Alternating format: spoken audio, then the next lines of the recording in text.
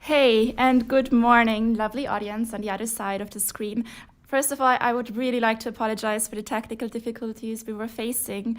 We will hear to the words of our dear ambassador after the startup pitches. But first, let me briefly introduce myself. My name is Antonia, and on my side is Jakob Steinschaden. We are from the digital innovation company and portal Trending Topics, and more than excited to lead you through this year's second edition of the Austrian-Swedish Innovation Exchange Day, hosted by of course, who else? The Swedish Embassy of Vienna. Yes, guten Morgen and good morning also from my side. I also want to apologize for the technical issues. We will hear the greeting remarks from the Swedish ambassador to Austria, Mrs. Annika Markovic, later on. And also we will hear some welcome introductory words from Peter Handke, the Executive City Councillor of Finance, Business, Labour, International Affairs and Vienna Public Utilities after the startup pitches. Exactly. Well, due to this still very uncomfortable, unpredictable COVID-19 situation, we are once more forced to hold this session virtually instead of in the real life. However, let's make the best out of it, I'd say, and start right with this event about the principal question, how to boost business resilience through digitalization and innovation. Jacob, what is expecting us today? So, Antonia, I think we have a full program over the next 6-7 hours with a range of high-profile speakers, exciting startups, insightful presentations from world-class corporates, and of course the opportunity for you, the audience, to network with all the players here. So everybody, please take the opportunity to meet and exchange ideas with other stakeholders at this event. Both the Austrian and the Swedish innovation ecosystem should benefit from each other. So I think we can start right into the program, Antonia, right? Yes, exactly. So we start by listening to 9 pitches of young entrepreneurs presenting the digital solutions. And then we will move on with the 4 corporate presentations, demonstrating how digital innovation helps sustaining business in times of crisis and the pandemic. Absolutely. So that's my favorite way to start right into the day. We will start with startup pitches. Exactly. Each startup got 3 minutes. I will take the time here, and the first speaker is already here. It's Andreas Kröpfel from Eyes On from Austria. It's a company that develops the next generation of live video services. So, Andreas, your 3 minutes, please.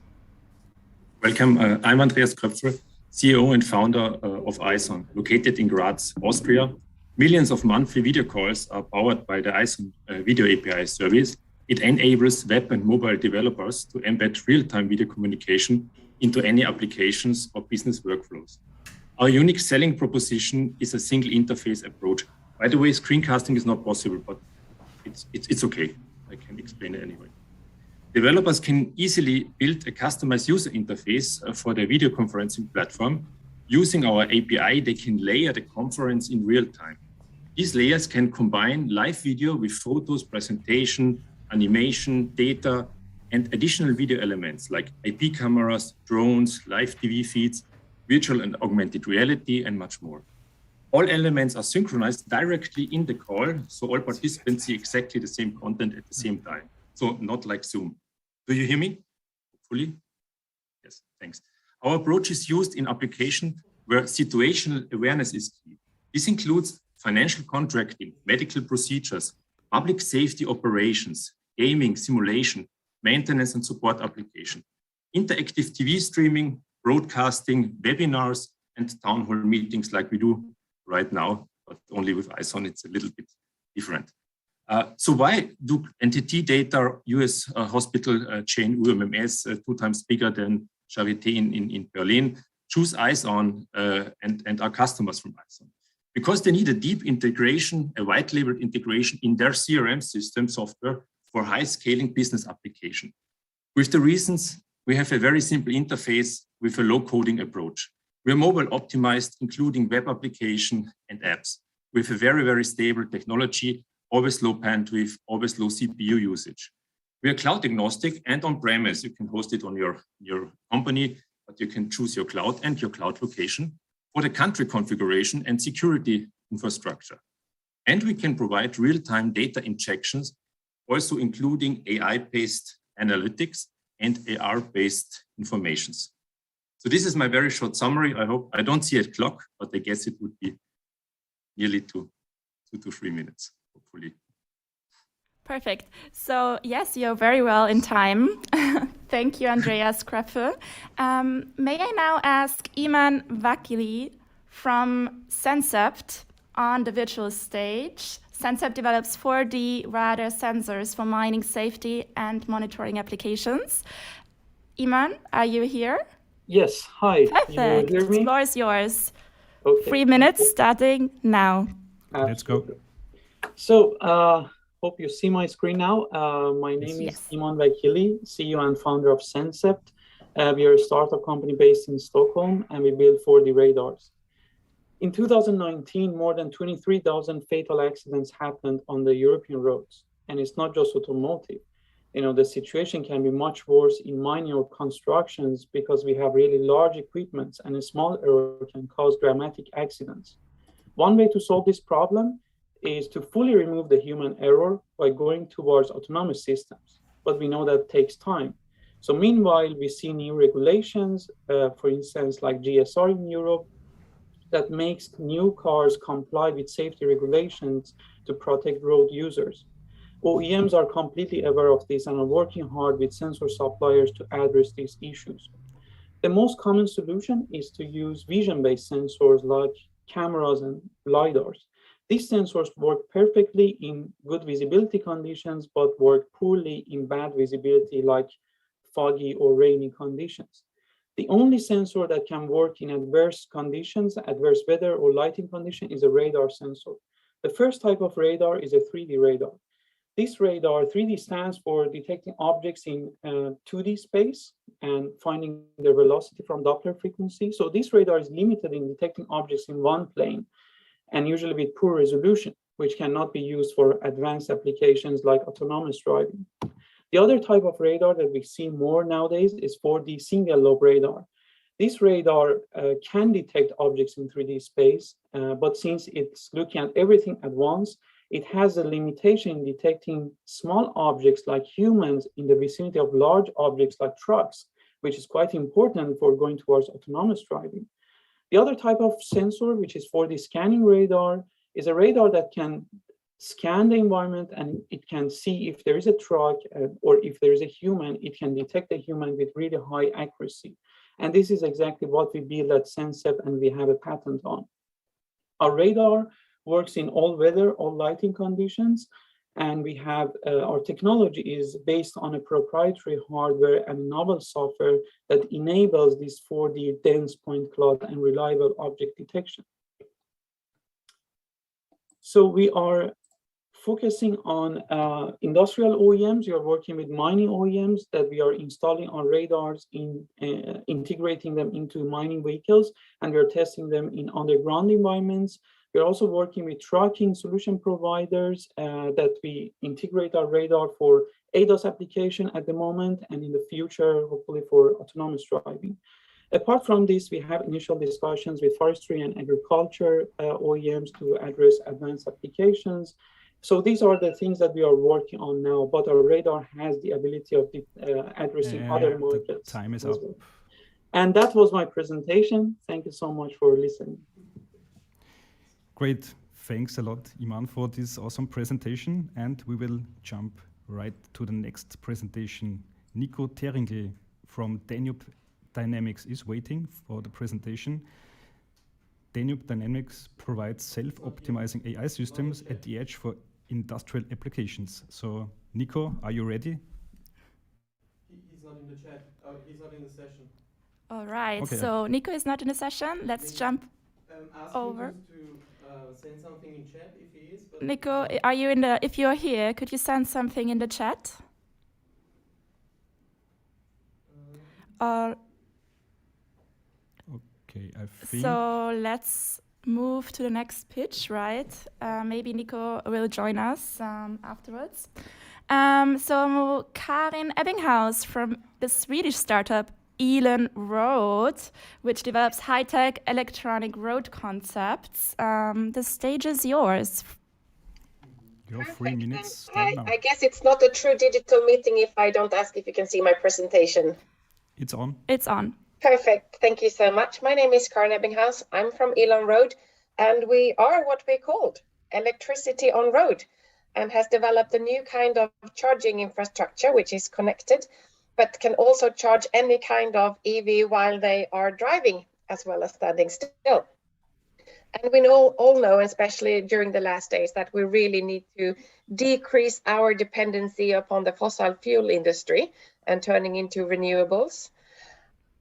And there are many, both countries and industries and companies that want to go into electrification, but one thing that is really restricting them is the charging infrastructure, because today's solutions take a lot of time, it takes a lot of space, and it's not beneficial to the grid. Today, we have several projects already solving logistic challenges together with Bring. We have projects in ports and mines, and we have also installed 1 kilometer of electrical road for a bus line in Lund, where we are located. So what does our technology do? So we have developed this very modular, scalable rail system, which consists of recycled aluminium, and we can switch on energy distribution in short segments of only 1 meter at the time. So when a vehicle drives over it, it will send an encrypted radio signal identifying itself, and the rail will recognize the vehicle and then unlock the power distribution. All rails contain several sensors, so we are measuring in real-time data of temperature, moist, vibration, and also the usage.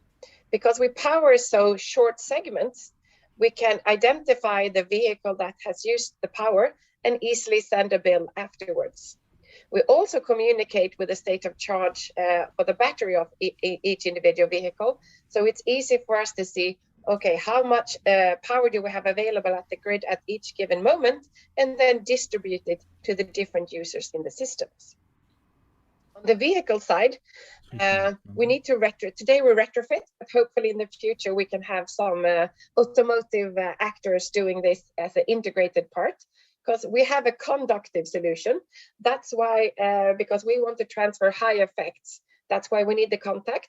And then we take 650 volt DC and transfer it into the right battery tension on the vehicle side.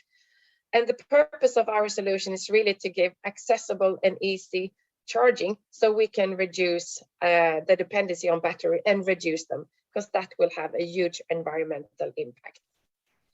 Today we have some projects. We have pilots with the Swedish Transport Administration. Okay, we have, the 3 minutes are over. Yes, thank you. Karen, thanks a lot. We are very strict. We mentioned it before. No That's mercy.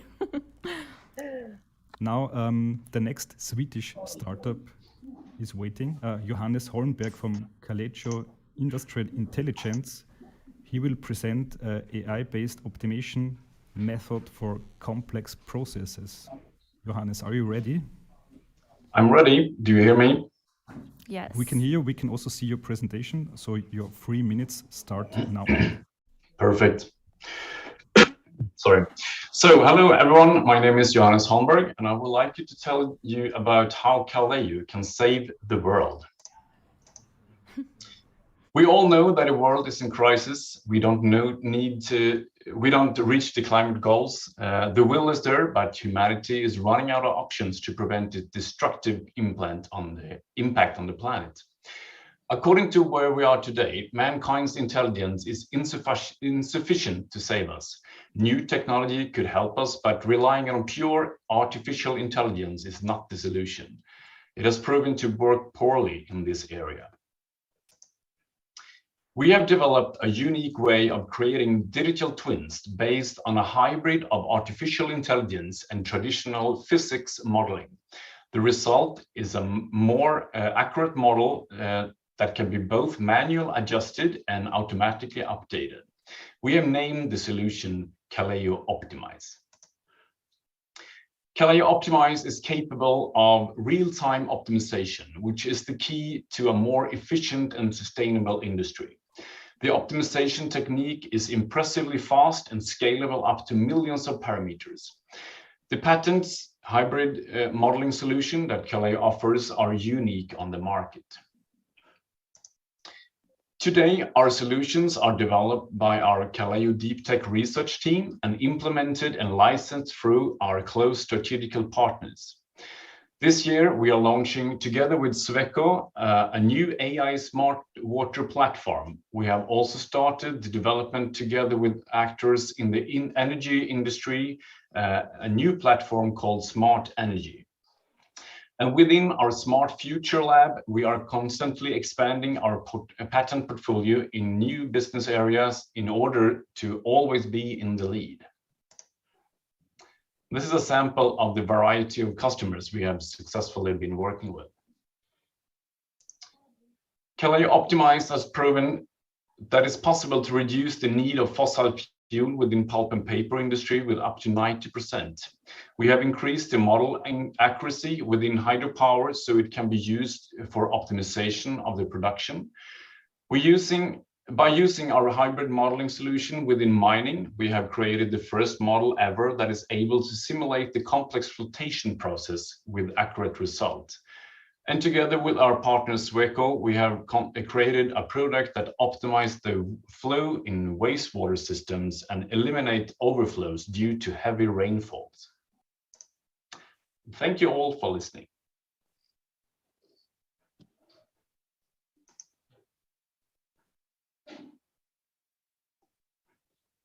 Sorry, yeah. Thank you very much. That was perfectly in time. So let's move on to our sixth speaker, Schwein from Emulate Energy, a Swedish startup that develops a software platform for electricity retailers. Are you there, Schwein? Yes. Okay. This is actually Darius. I'm standing in for Schwein since he's Okay. located right now in the States. Oh, I'm very sorry for that. Let's see. Perfect. Can you all see my presentation? Yes. Okay, thank you very much. So we're Emulate Energy, and we're here to accelerate the energy transition. We do this by providing storage to the grid, but we don't build new hardware. What we do is we just provide a software solution that coordinates existing resources that happen to be in our homes. So the energy transition, of course, is associated with major societal challenges. Some projections say that we have to spend up to $700 billion in just building physical stationary batteries. Projections also say that each EV that might end up costing roughly $6,000 in grid fortification costs. So our energy system is not prepared for this. At the same time, we have a massive resource in terms of flexibility that is in our homes and that can act as storage needed to enable this transition. So we're talking, for instance, about heat pumps. So if you want to heat your house, it's quite a slow process. If the heat pump doesn't use electricity now, but an hour later, it doesn't affect our comfort. But it can have a huge effect for the grid. Same thing with EV charging. If we don't care if the EV is charged at 3, 4, or 5 a.m. as long as it's charged when we want to go to work. So this is the flexibility that we want to unleash in order to help the system. And our solution looks like this. It's a cloud platform that we offer to electricity retailers. It has 2 integration points. So to the left, there's an integration point towards whatever UI the electricity company has, an app, a website, where the users can connect their flexible devices. And then when thousands of devices are connected, so my heat pump, somebody's EV, etc., our core technology comes in. And this is based on a research I did as a postdoc. And what this does is that it coordinates the electricity consumption of all of our devices so that together they mimic a well understood energy storage instruments, which can easily be docked into platforms for grid operation or electricity trading. So the way to think of the solution is really like a big software adapter that takes this complex pool of flexibility that are in our homes, subject to users' uncertainty, etc., and makes it into a reliable asset that can easily be docked into trading platforms and put in the hands of the people or organizations that know how to use it to make money and help the energy system. Great. That's it. Thanks a lot. Thank you very much. 3 minutes are over. Thanks a lot for this presentation, and we will go to the next startup. It's also from Sweden. Alexander Oliveira, he will present Nodom technology. It's a solution for reducing CO2 emissions in construction. Are you there? Yes, I'm here. Thank you. Great. I'm just going to share my screen.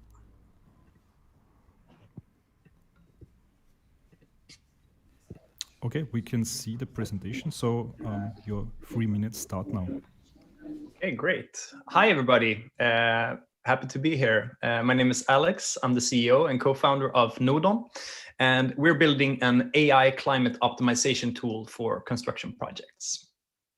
So the construction industry is responsible for 10% of global CO2 emissions, most of which comes from building materials. But by calculating on the emissions from all different combinations of frames, structures, and materials, the emissions from the construction can be optimized and reduced by approximately 50%. The problem is that the calculations needed to optimize the material choices are very, very complex and become a bottleneck in the already hard to meet deadlines of construction projects, which prevents the construction companies from prioritizing climate reduction. But the pressure on the industry's climate work is getting tougher every year. And next year, all construction companies in Sweden, this year, they will have to declare their climate impact for each project, both to the Nordic countries and some EU countries. And an increasing demand from real estate clients is forcing construction companies to heavily reduce their climate impact in order to win procurements, and is therefore becoming critical for the survival of their business. And LFM 30 is an association with 163 of Sweden's largest construction players who have signed that they will build their first climate neutral construction project by 2025. And most of them have no idea how to get there. So it's an incredibly large change for the industry, which require an innovative solution. So what we do first is that we make it easier for all construction companies to declare their emissions with the market's easiest climate calculation tool, which both project managers and construction engineers can use without any prior training. This means that the entire industry can live up to the declaration requirements and collaborate with other companies in the same project to reduce emissions together in the construction. This is our MVP and was released in June. And the next release was done now in February.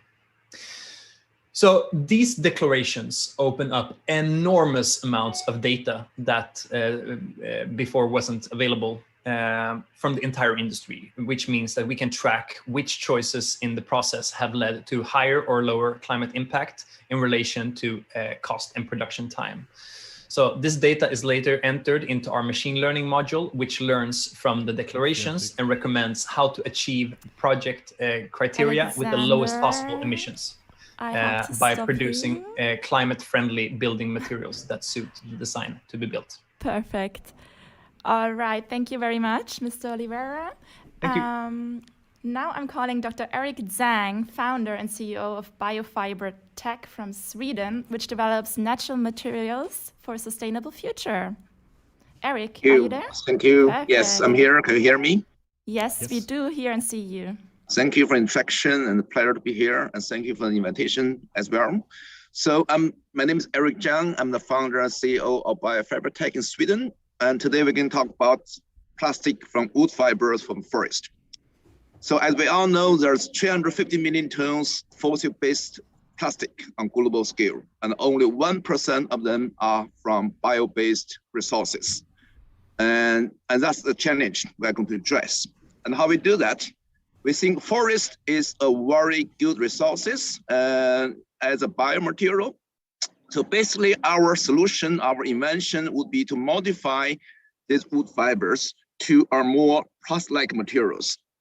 That we are, through the modification, we're able to compact them, dry them, and mimic the functionalities of plastic granulates, both in terms of functionality and also the format. And this way, that's the Fibre Q, which we launched last year, will be used as a drop-in solution to the existing global plastic converting industry. So our aim is this material Fibre Q can be used by any compounder in the existing plastic industry, and can be either used in injection molders and so it can be easily implementable in the plastic industry value chain. So what our current stages, and this shows our product applications and also our sustainability impact. So basically by using 1 ton of Fibre Q, we'll be able to reduce 5 tons of carbon dioxide footprint. And this picture shows some of the product application areas, both in terms of household, storage, furniture, hangers, and also in automobiles for advanced applications.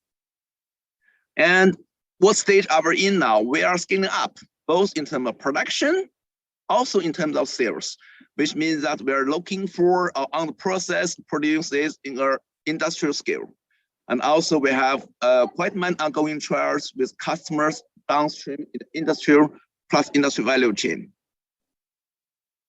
So basically our vision is to use the forest as a renewable forest resources and to use our patented technology to make wood fibers like a plastic and supply the plastic industry with this new sustainable material on global scale for the long-lasting plastic product. So I know the Austria, there are a lot of forest industry companies, and also there's quite many plastic industry converters. So please reach out to us if there are an interest for our product and our technology. Thank you so much. Great, Dr. Sang, thanks for this presentation. And now we will jump from Sweden back to Austria. Next up is Andreas Krasnitzer from Clear Technologies. Clear Technologies develops a solution to enable headphones and hearing aids to reduce background noise. Andreas, are you there? Okay. Is anybody here from Clear Technologies to do the presentation? Ist da. Ich kann den sehen? Nein. Just, I'm here, schreibt er. Okay. Give us a few seconds. Can anyone hear me? No. Andreas Krasnitzer, can you hear us? Yes, he's writing in the chat that he's here, but seems like we can't hear him. Okay. Seems like what? Seems like we can't hear him.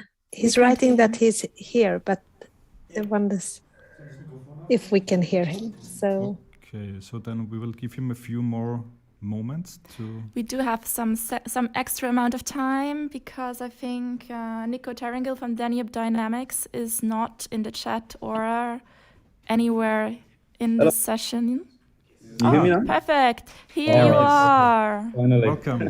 Sorry for that. It was my fault. That was a wrong microphone configuration set up on my system. Okay, all right. No Happens problem. to the best. Do you want to check your presentation quickly? Yeah, unfortunately, Zoom won't let me present, but that should be possible. For me, it's okay. I can present without a presentation. If that's fine with you, I would just jump right in, okay? Sure, yeah. But you can try the screen sharing function. That should work. So it also worked for the others. It's also a problem on my system. So it would take me a few minutes to set it up, but I think we can do without. I'd say time is no more problem. ready. All right. All right. So then I would say your 3 minutes start now. Cool. Awesome. Thanks. Hi, my name is Andreas. I'm CEO and founder of Clear Technologies. And to start off, let's play a little mind game. Let's imagine something with me, please. Imagine you're out with friends, or maybe you're at the dinner table with your family, and people are having fun. People are telling jokes. People are telling awesome stories, but you can't share in any of this. You can't understand what the people around you are saying. And that's a reality for millions of people who, like my brother, suffer from hearing impairment, who also suffer from social withdrawal because they cannot participate in social gatherings anymore. That's a huge problem for him and for many more people, and that's why we founded Clear, and our mission is to make voices heard again. We're doing this by using artificial intelligence in combination with Bluetooth Low Energy to give hearing aids the ability to use AI to remove the background noise and attenuate the voices that are important around you. Our goal is to develop a soundscape understanding based on AI that will allow hearing aids, other wearables, and in general, every audio processing device to compound a solid understanding of the acoustic scene and adapt the experience that you're having with the device thereof. We are doing this right now with our first app, Clear Voice, which we are right now preparing our beta test for. So you can visit our website, clear.ai, and go to Voice and sign up for the beta now. And in a few days, maybe 1 or 2 weeks, we'll be sending out a link to you so you can join our beta program and test the app first. The app will do what basically hearing aid does. It will record the environment and play it back to you using headphones, only using our artificial intelligence, and it will allow you to record your environments with artificially enhanced speech. Furthermore, we're going to release Clear Studio later this year, which will be a podcast post-processing app that will give us our unique advantage in terms of data feedback. Because using podcast post-processing, we can validate our artificial intelligence before we ship it to people who rely on it every day. And we can make sure that what we're shipping is the best on the market and the best possible solution for customers. Our business model in general is licensing. We're going to license our technology and our Bluetooth patent applied system to make the hearing aids work with smartphones and also headphones. This could be applied to noise canceling headphones. This could be applied to any sort of audio wearable. So right now we're in the process of gathering venture capital. We have gathered quite the number of grants in Austria here by the FFG and the AWS.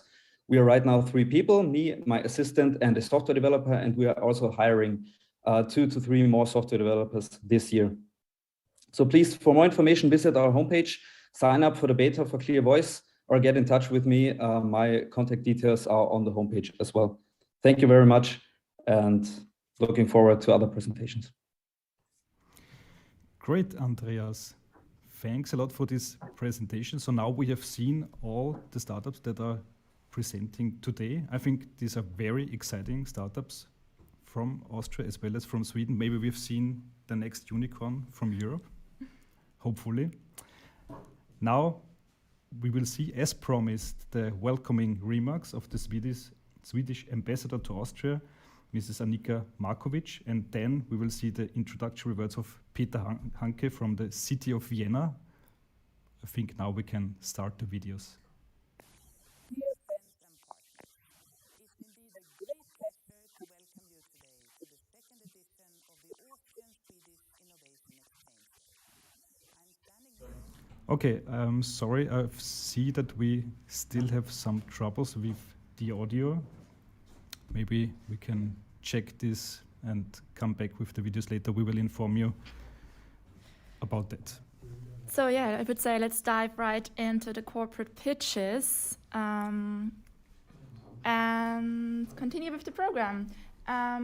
So what is awaiting us now, Jakob? Yeah, so after these startup presentations, we are happy to announce 4 top presentations from some of the leading companies in the 3 focused areas: Industry 4.0, sustainability, and customer interaction and maintenance. And without further ado, let's get right to it. Yeah, let's start with the first one. There will be 4 corporates. Each will have 5 minutes to present.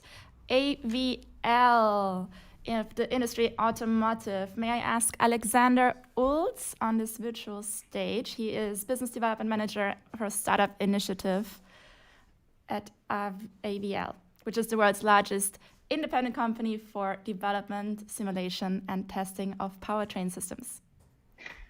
Hello, thank you for the introduction. Good morning, everybody. God morgon allihopa.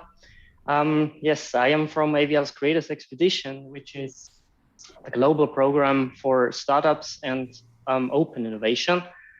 Today, I'll give you an insight about how to boost business resilience through digitalization and innovation in automotive industries. We've been driving cars driven by combustion engines for decades. And some of us think that the big transition is to equip cars with electric propulsion systems. It isn't. The big transition we're seeing is towards, towards mobility and to connected and intelligent mobility, where personal cars are just a small piece of the whole solution. What we understood as engineers in the past was very much about hardware. It was turning wheels, it was engaging gears. Nowadays, vehicles are not only hardware defined anymore. They're hybrids, they're hardware and software defined. And our future, the mobility solutions, will be mainly software defined. What does this mean for us? What do our engineers and what do we have to consider to be sustainable in the future? Is it about pushing the limits of physics even further? Is it about outperforming our competition as much as we can? Is it about aiming for perfection in everything we do? Should we have a focus on climate in our everyday job? What about COVID? Is it positive for us? Is it negative for us? What about costs? Do we have to get even cheaper and more efficient? And what about patents? Are they still required, or are they making us too slow to be successful? All of those questions are important, and there are even more important questions to answer. But to be sustainable, it has always been important, and it will always be important to be customer-centric in everything we do. But even this is changing. We are used to be in contact with our customers from automotive industries, which are mainly OEMs, vehicle manufacturers and suppliers.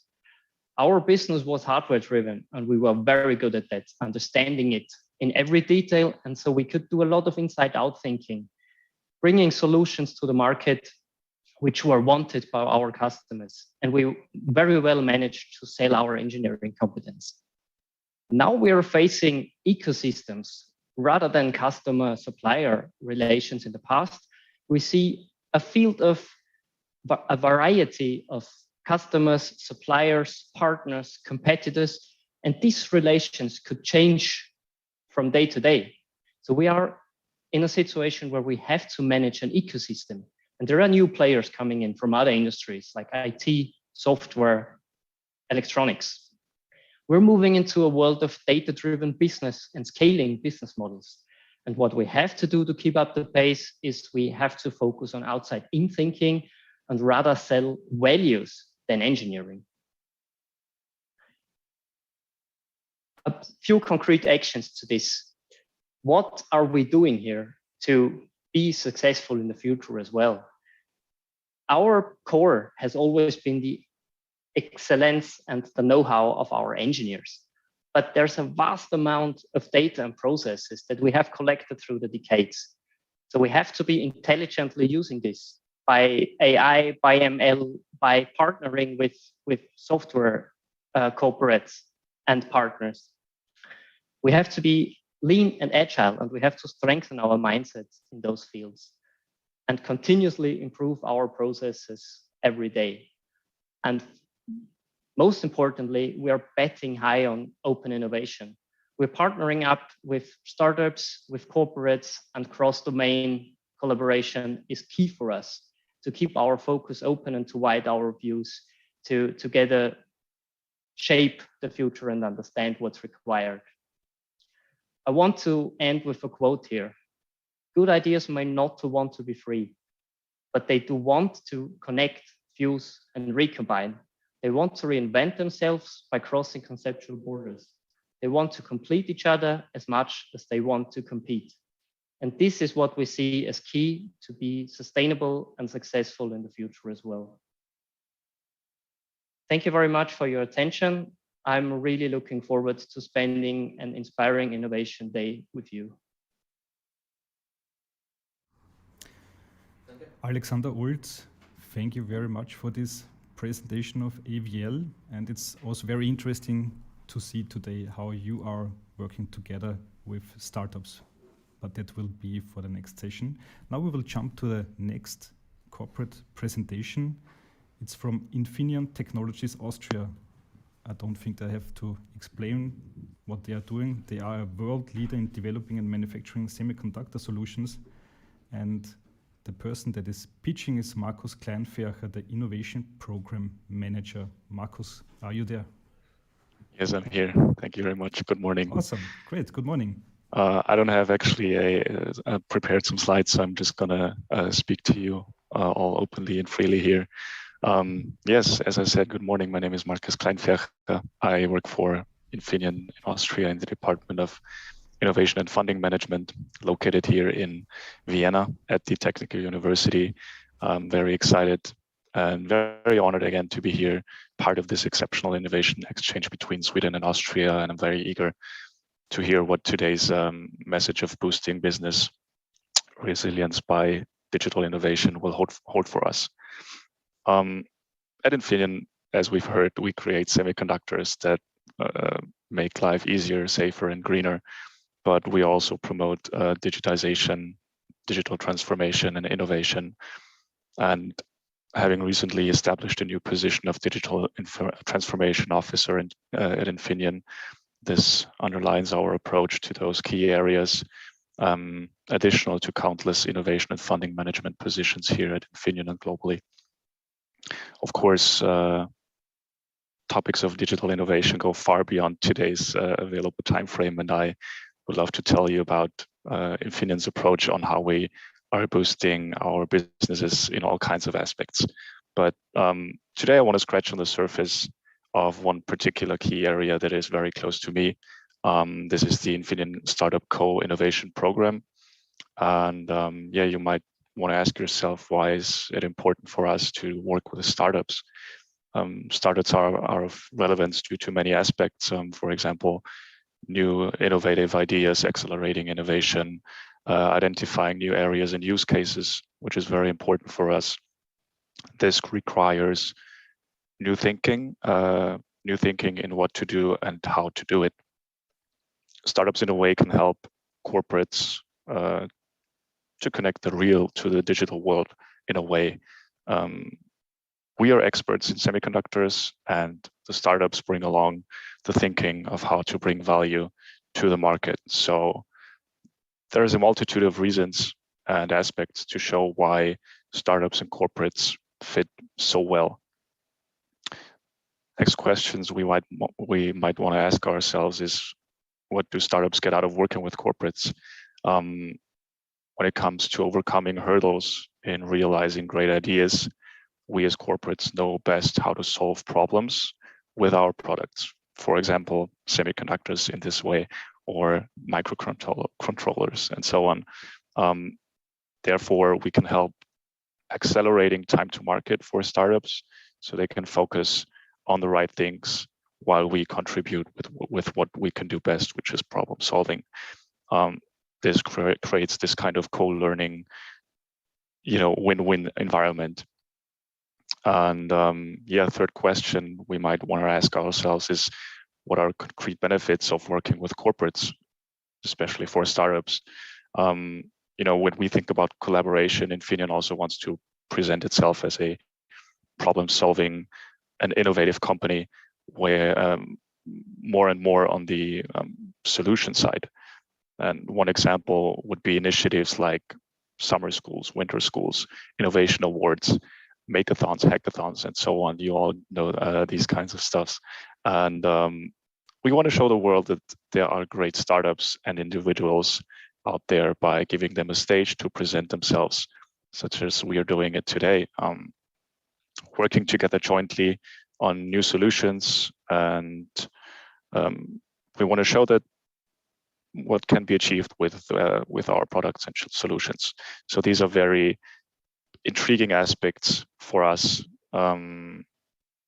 It's to show the customer that there is so much more to Infineon. Just don't only think, semiconductors. And for startups, it's a gate to new potential customers, of course. So both of us benefit from this connection very much. Other examples to highlight could be joint cooperation with academic institutions where a multitude of innovative ideas and businesses are incubated. This can go way beyond a simple knowledge exchange, but reach into, joint research and funding projects.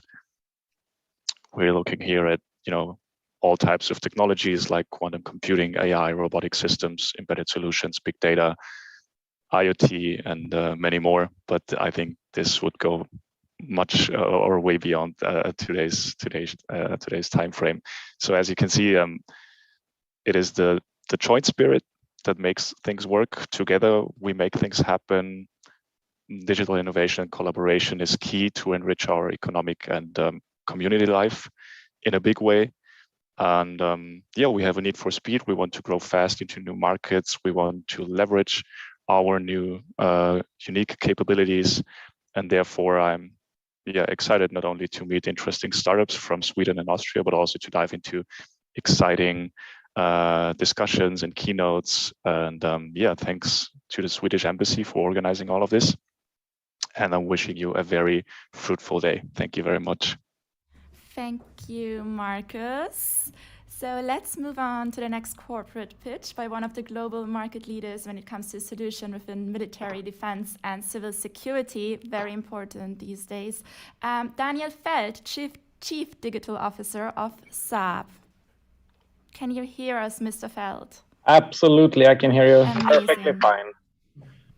I'll try to share my screen, and I share the right screen.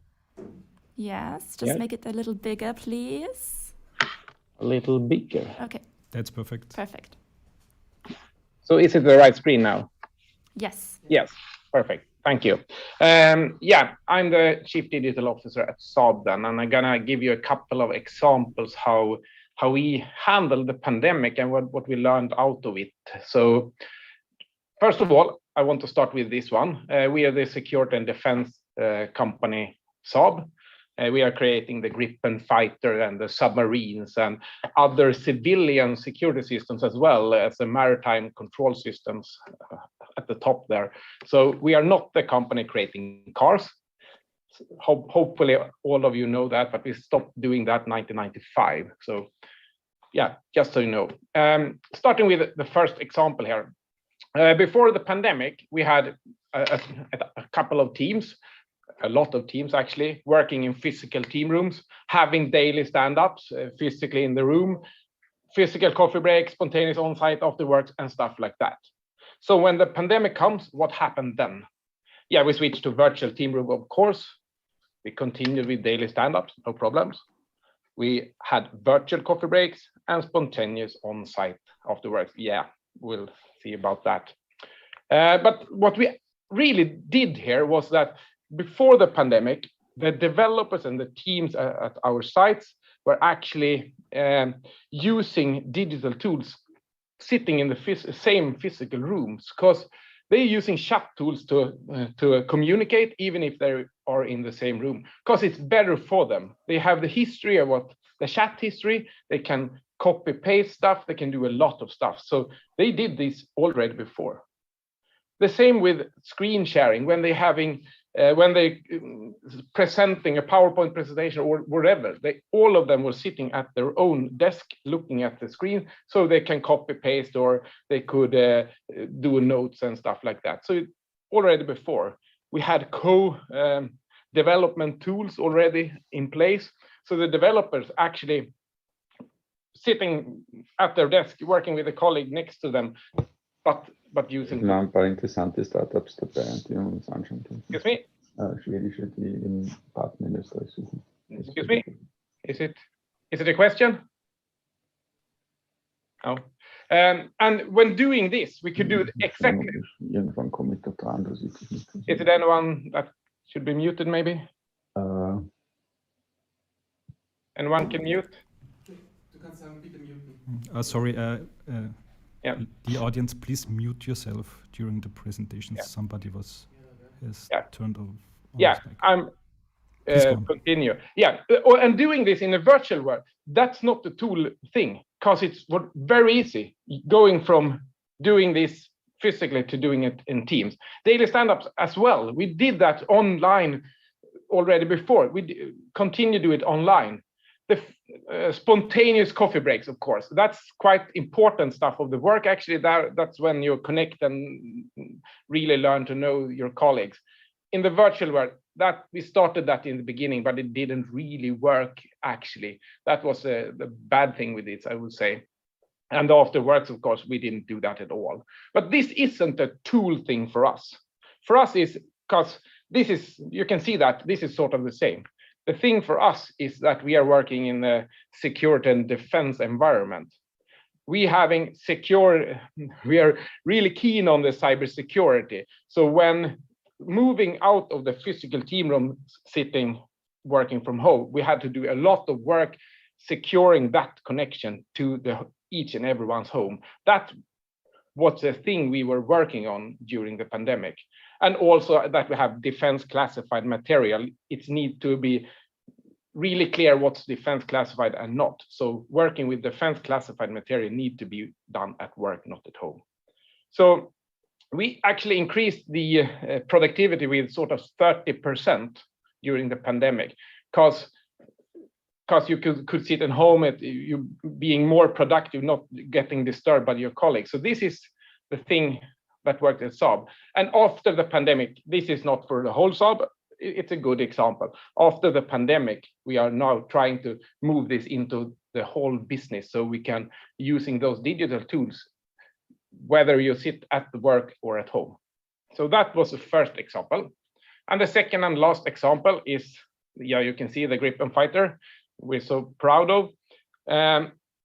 We having customers all over the world, and they need training, support, maintenance, and a lot of stuff, even during the pandemic.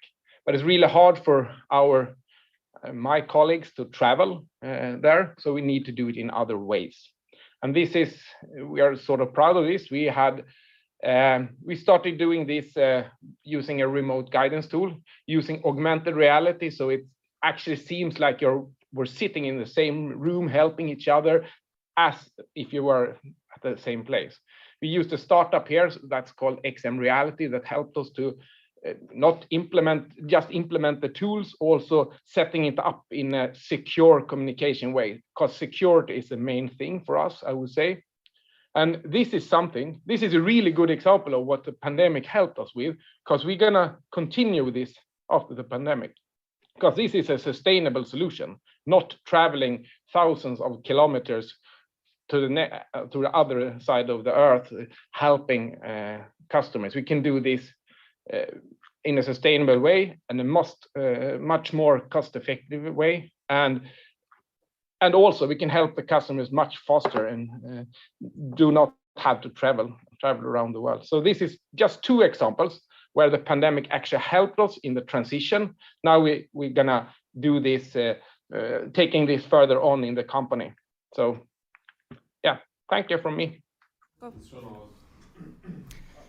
Great, Daniel Feld, Chief Digital Officer of Saab. Thanks a lot for the presentation, and we will jump right to the next corporate presentation.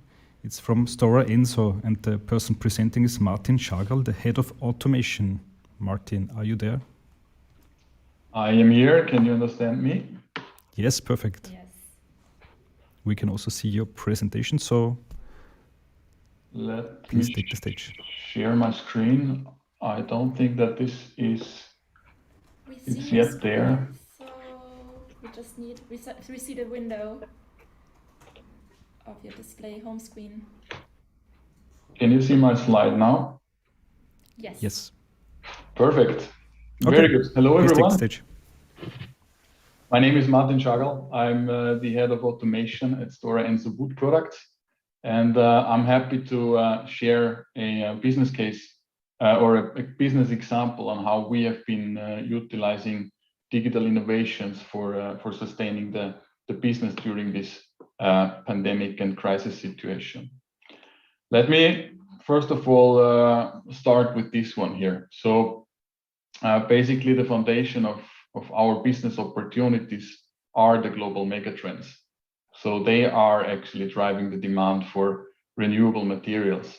And even though the 2020, 2021 were the years of the pandemic, we still remain very focused on these business opportunities with Stora Enso. And I can give you some substantial examples and key figures there. So, for instance, 70% of our customers state that they have purchased an eco-friendly product, even if it was more expensive.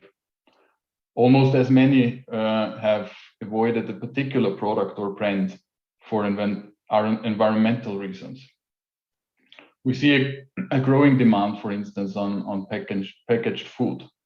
Another example is that retail and e-commerce sales are projected to increase heavily in the upcoming years. On the wood product sector, close to 70% of the world's population are expected to live in urban areas by 2050. And that will obviously create a significant opportunities for more sustainable living. And these are just some of the proof points for the increasing demand for materials that can replace less environmental friendly ones, such as plastic and obviously steel and cement in the construction sector. Now, what does that mean for us? Actually, with our renewable materials based on wood, it means that we are truly in the sweet spot here. And I would like to get a little bit closer now on answering the question, how does that affect our digital innovations, and what have we been doing now to utilize the strength of digitalization for our business? Now, on the one hand, the pandemic has underpinned the relevance of digitalization to add value to our existing products, to our existing portfolios, but also to serve customers with additional digital services, providing more efficiency for the construction industry, for instance, utilize tools to get better understanding on the impact that our materials have, creating better awareness on the utilization of our materials for the construction sector. But this is not actually the point where I would like to bring a case example. I think what we could learn pretty well is by the fact that the virtual collaboration has become the new normal. It turned out that digitizing the customer touch points along our customer journey is truly an enabler and actually a must-have to support the transparency in our business collaboration. And that brings me now to the case example. So we will launch a new platform service offering off-the-shelf applications and capabilities, which helps us to populate scalable solutions according to our business needs in the future. And to simplify the message a bit, so we are striving for more customer-facing applications that will help us to streamline our communication with the customers, but especially on the customer side, we want to offer a so-called self-service platform where customers can self-service for information, get notified about updates on deliveries, and simply engage with us from the offering throughout ordering and after-sales stages. Maybe a couple of words on what's the key elements in such development. So actually, as mentioned, it will be a platform service. So key enablers in the back are cloud services, API capabilities, because what we need is to achieve better and easier access to core data that we want to populate to our customers. We also want to harmonize and run more efficient integration. And I think, as we also heard from previous speakers, these capabilities on data services are very crucial in the future. And on the ways of working, I think something that we also heard already is the agile approach. Together with the customers, drive the development into the direction to being able to meet the expectations at the end of the day. So thanks for listening. I'm really looking forward to the upcoming agenda points, and by that, back to the moderator. Thank you, Mr. Schagerl, for this insights and also all the amazing ideas we actually heard the last couple of minutes. I think there are now plenty of cool, amazing ideas to further elaborate on. We predefined some virtual breakout sessions where the startups and corporates of today are able to network and further discuss their ideas. And you will be sent there right now by our host while we move on with the further program. Jacob, what is next? Absolutely. So while the corporates and startups meet in the virtual rooms, we will have 2 presentations on the main stage here. So stay with us, because we will hear interesting insights on the topics of funding and internationalization. First up is the topic of the Enterprise Europe Network. Iraklis Agiovlasitis from the Austrian Research Promotion Agency. He has prepared a presentation and will start soon. Iraklis, are you ready? Yes. Hello, I'm ready. I can hear you, and I hope Perfect. You can see my presentation. Yes. Yes, we can see that. So the stage is yours. Perfect. Good morning, ladies and gentlemen. Also from my side, my name is Iraklis Agiovlasitis. Thank you, Jacob, for trying to pronounce it right. I know it's a challenge, and I work for the Austrian Research Promotion Agency, the FSG in Vienna. And I have the honor today to be one of the co-organizers of the event. And in that capacity, I would also like to welcome you all and wish you a very fruitful day. I hope you have found your way to the virtual meeting rooms, and for the rest who are here in the main room with us, or the ones who are watching live stream on YouTube, I would like to spare the next 10 minutes by telling you about the project where I am working on. I'm here actually co-organizing the event by representing the world's biggest business support network, the Enterprise Europe Network. And I will tell you in the next minutes what we do and how you can benefit from the network, because as our hashtag reads, EEN can help. EEN can help you and your business grow internationally. And how do we do it? How exactly can we help you and your business? Well, we have a network of more than 3,000 local experts, which is spread over more than 600 locations in more than 60 countries worldwide. And this means definitely more than the European countries, if you count right the countries that are belonging into Europe. We have key international markets in the network represented, such as the US, China, Brazil, Korea, Taiwan, which are included, and we have supporting network partners.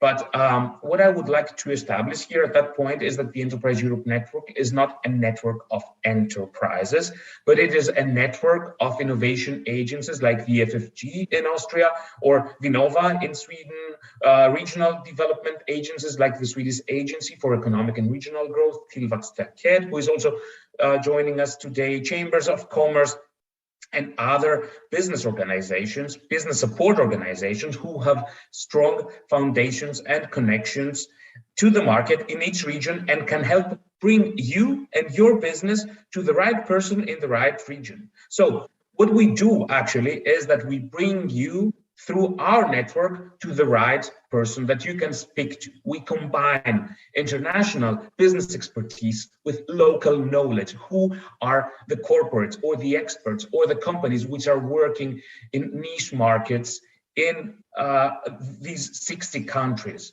These people, these local knowledge can help you take your innovation into new markets. And our unique selling proposition is that the EEN partners, the Enterprise Europe Network partners, are located in the regions themselves, and they are connected through the network of the innovation agencies to the rest of the world. So we know and we speak the same language of the local communities.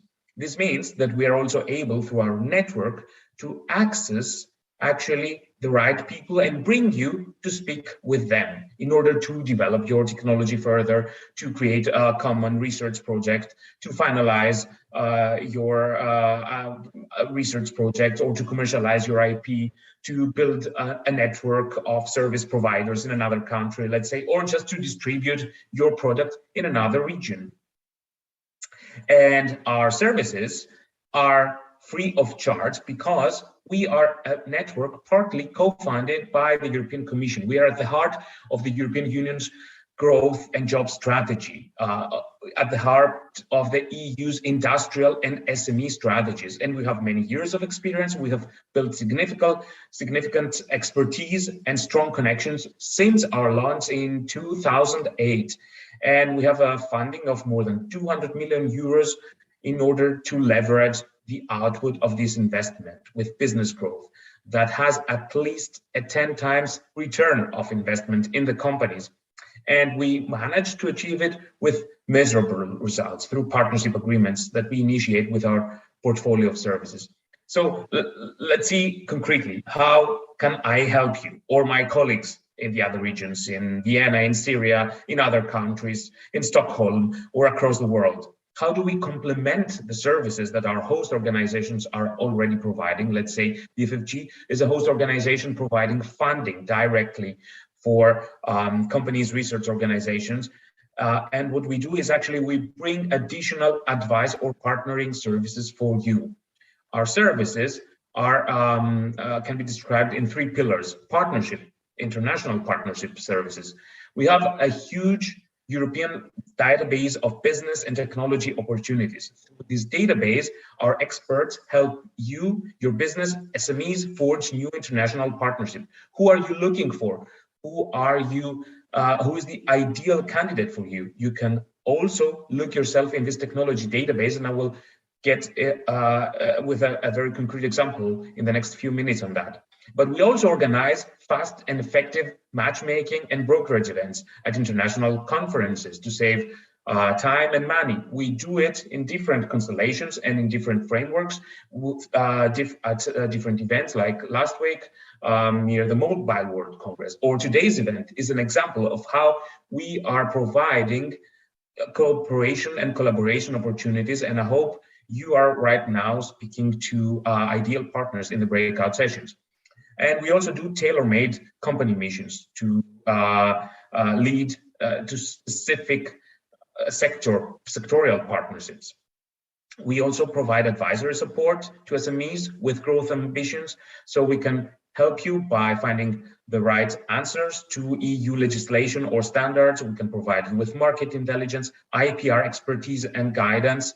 And we also try to recognize the innovation potential and help SMEs shape it into commercial success, find the right kind of financial and funding opportunities out there on a regional, national, or international basis, and provide innovation management services and technology transfer in order to help SMEs grow. Events. This is the first tool that I mentioned. We organize fast and effective events. And this is also the answer to the question, how we have also adapted to the digital challenges right now in the market. Well, we have moved our events, our brokerage events, our speed dating events onto hybrid formats online. The best practice example, is the 6th International B2B Software Days that we organized last May, with more than 2,300 participants from 65 countries. We had the honor to host Sweden as a partner country, and we had keynote messages and pitches from corporates from Sweden and from other leading companies around the world. We had B2B meetings, we had workshops, pitchings from startups, corporate challenges, and a virtual exhibition. And if you would like to take one message from this presentation, is look for our next big brokerage event in Vienna, which is going to take place in May 2022. And it's going to be called Connect Day. We will be trying to connect corporates with startups, focusing with the region of Vienna, but going again beyond borders. I also mentioned the second tool that we have, the technology database, which can help you with technology scouting or post your innovation challenges. It looks like this. You can see all the challenges on an electronic database, more than 6,000 currently active profiles of technology offers or requests from all over the world are online. And if you just find the request that you like, you can find more information, and we will actually try to bring you in contact with the person who is behind that. So this is what we do. We provide advisory support, innovation support, and we are here to help you with all your questions. These are just some of the network colleagues. And please do not hesitate to get in touch with us, either in Austria. These are the contacts. The presentation will also be available to you afterwards in Austria. And these are the contacts in Sweden. So you can really uncomplicated ask your regional contact from the Enterprise Europe Network to give you answers to all your business questions and help your business grow. Want to learn more about us? Follow our hashtag or visit the main European website to find the network near you. Thank you very much. And thanks for forgiving me for mispronouncing your name, but I think it will get better every year.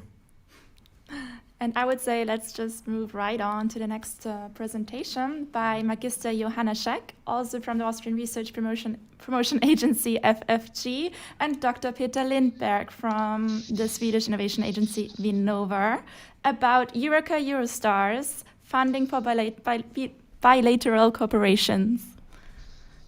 Perfect, we see the slides and we see you. Perfect, thanks a lot. And also thanks a lot for the invitation.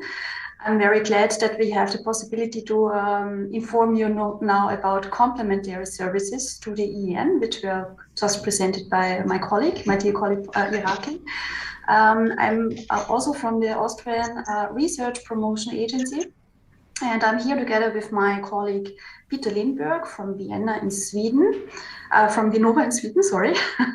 And we want to present you instruments for funding, which could be of use for the bilateral Austrian-Swedish cooperation. Max, war das nicht deiner? So Peter and I, sorry, I think it's not muted, your microphone. So Peter and I, we are both working as so-called national project coordinators for Eureka. Eureka is a huge network of funding agencies that includes at the moment about 48 countries in Europe and beyond. So we also have very interesting global cooperation partners, but of course our focus is today the bilateral cooperation of Austria and Sweden. And the network offers a broad range of instruments for getting public funding for international RT research, technology and innovation projects. And sorry, just to the moderators, your microphone is not muted. Yeah, and so we have, for example, the network projects and global stars for international cooperation. We have for mixed consortium with large enterprises, the clusters, and for SME cooperation, we have Eurostars.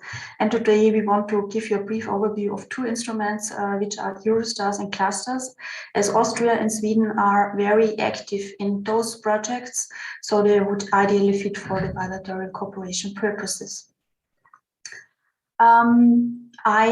My focus is Eurostars, so I will start with this one. Eurostars is a program which is funded by the European Commission. We have close to 40 partners involved, and it's a program which is dedicated to SMEs. So if there are consortia applying, the SMEs has to be in the lead. And the nice thing, so the USP, I would say, of this program is that any technology area can be addressed as long as the project is serving a civilian purpose. It has to be market-driven, and the result must be a new product, a process, or a service that can be rapidly commercialized. And the requirement is that at least 2 independent organizations from each other cooperate from also 2 countries, and at least 1 partner has to come from an EU member state or an EU associated country. We have a decentralized evaluation process, so applicants can submit their proposal to our management platform where it then will be evaluated. And we have a decentralized funding. This means that in Austria, for example, Austrian partners would be funded from FFG. Our budget is coming from the Austrian Ministry, from the Federal Ministry for Digital and Economic Affairs. And in Sweden, the budget would come from Nodom.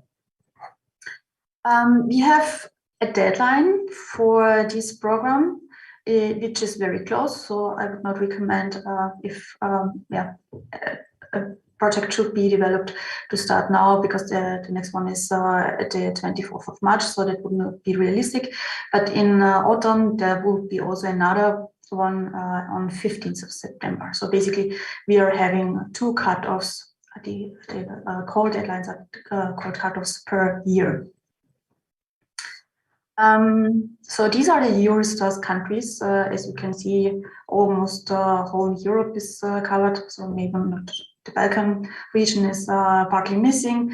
But yeah, in any case, our topic is today the bilateral cooperation between Austria and Sweden. So this is from our experience how consortia look like that apply. We are, as I mentioned already, funding basically SMEs, but also universities, research organizations are involved, and also large companies. One example of a bilateral project between Austria and Sweden, I would briefly like to mention here. It's from the medical area. It's called ADH-Fix. So I suppose the acronym was not really invented for doing VR, and it's about developing a bone-like implantate technology that could be used for complex bone fractures. So it sounds very interesting, and the project should start in June 2020, this year, with a runtime of 24 months, and the market entry is expected for 25. And we have here on board 2 Swedish organizations and 1 organization from Austria, and in the lead is SME from Sweden. As I mentioned already, there are different funding, so it's a decentralized funding, and therefore, the national rules count also when it comes to really fund the project. And we want to briefly inform you about the rules in Austria and in Sweden. So if you get a project funded in Austria and you are an SME, we have the possibility to fund up to 60% of the project costs. For medium-sized enterprises, it's 50%. And for large companies, it's 30%. For research organizations, universities, it's 40%, unless in Austria there is also an SME involved in the consortium, because then it could be higher, up to 60%. And in Austria, we have per project 500,000 euro.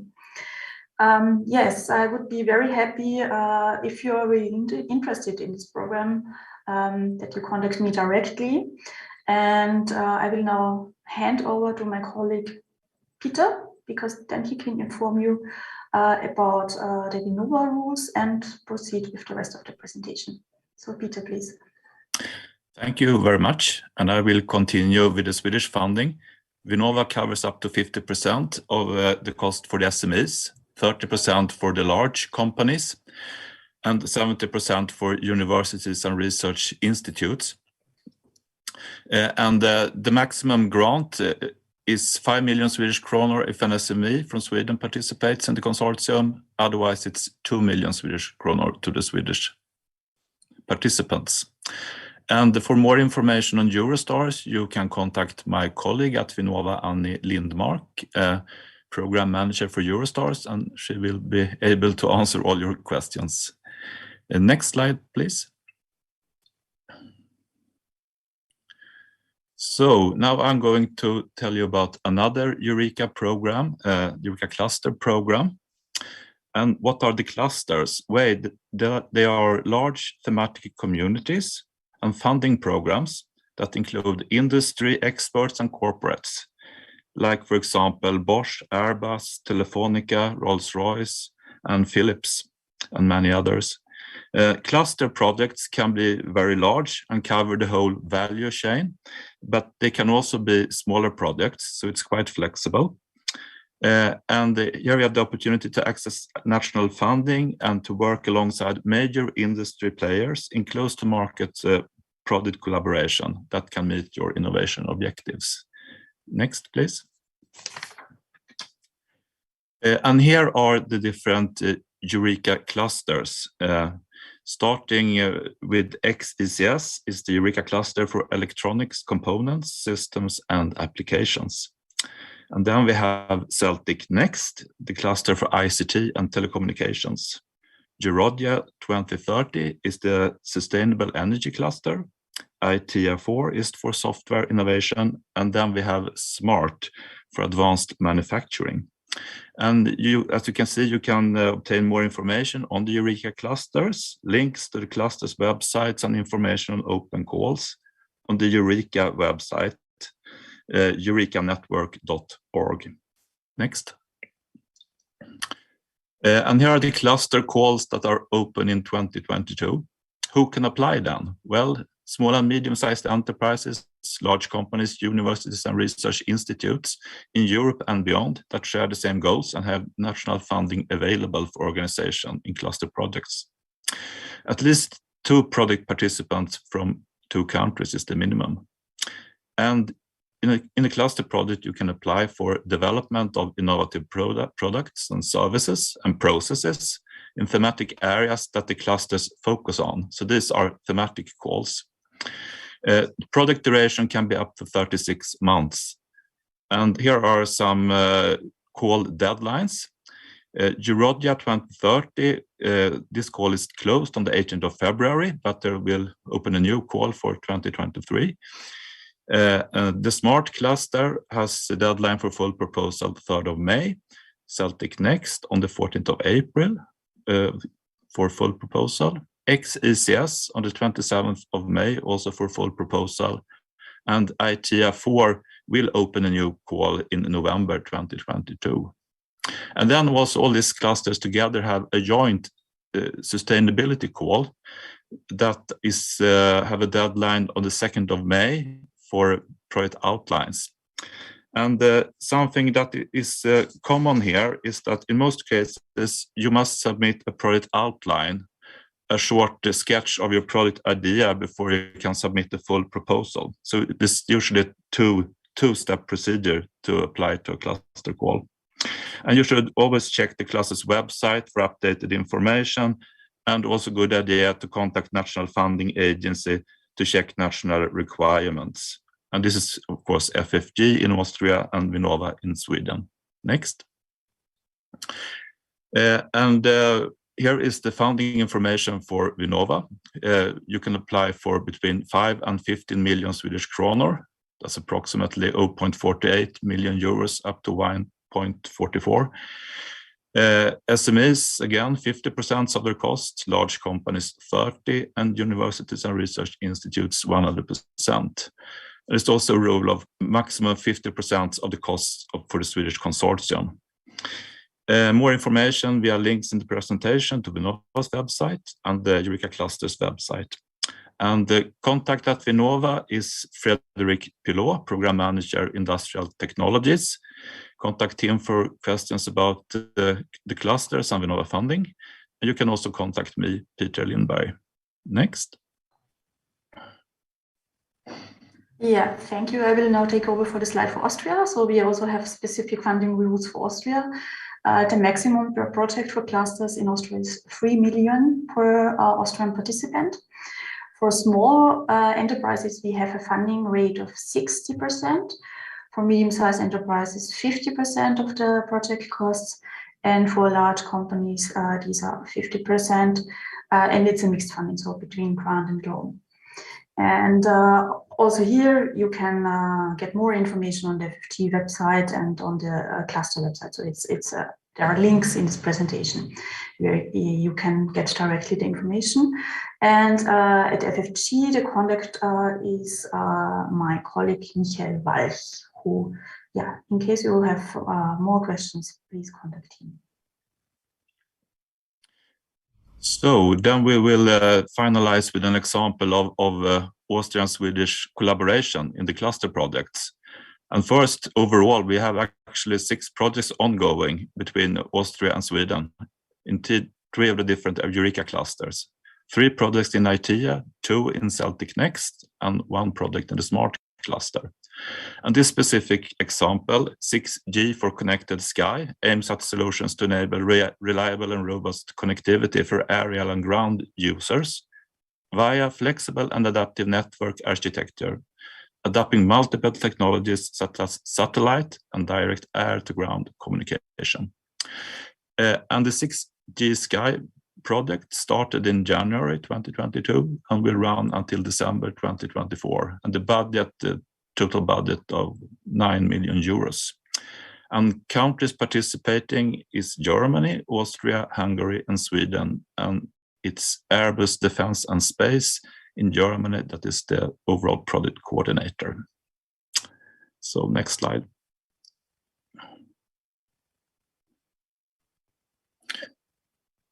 And then it's just time for us to say thank you for your attention. And here you have my contact information if you want to contact me and discuss Eurostars or Eureka clusters or other Eureka topics.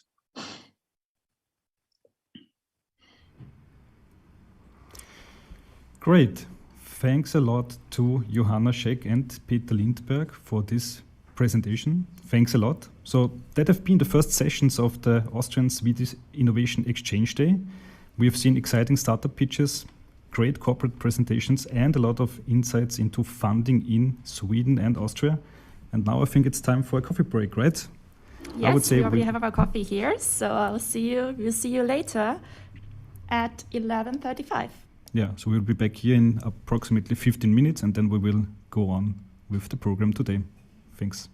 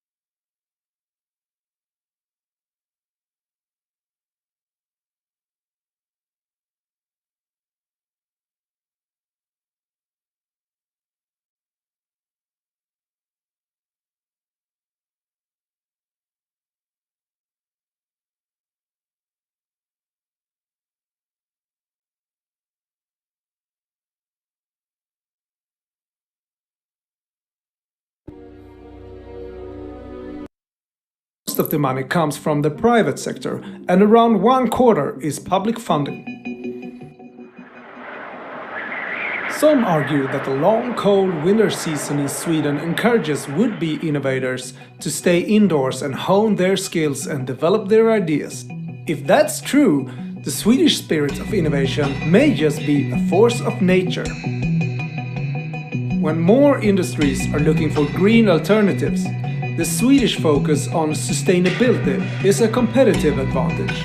Batteries, zero-emission steel, factories powered by green energy and products made of recycled materials. They all rely on innovation. Swedish Ocean Bird will pioneer wing sails to power large ships, reducing emissions up to 90%. Although the sails may have more in common with modern aeroplane wings, we believe Harald Bluetooth would have been proud.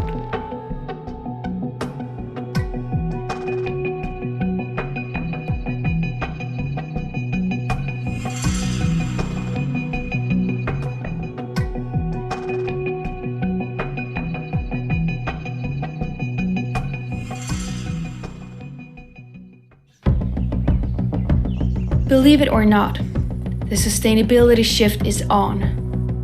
Vision is becoming reality. Many of you all around the world are working hard to make this happen. Thank you. Thank you, scientists, for pointing out what's happening to our planet and what we need to do about it. Thank you, creative souls, for ideas and inventions bold enough to make a real difference. Thanks to all of you who embrace them, building sustainable businesses that the next generation supports and might even like to work for one day. Thank you, change agents, for actively choosing to live and consume in more sustainable ways. Thank you, leaders, for showing courage. Ambitious climate goals help us drive change on all levels in every corner of the world. Because our emissions are your emissions, and yours are ours. Let's make this transformation the greatest collab in human history. Together, we can pave new ways forward.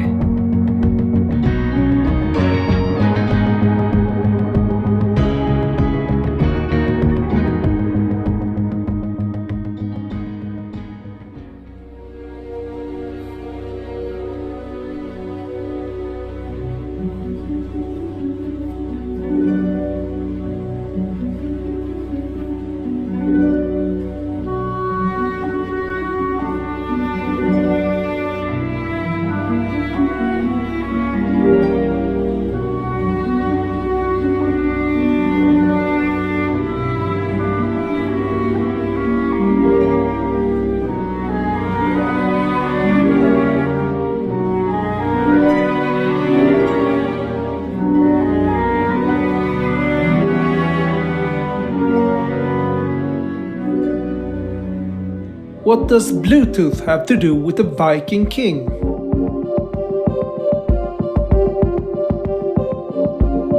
Developed by Swedish company Ericsson, Bluetooth is named after Danish King Harald, who allegedly had a Bluetooth.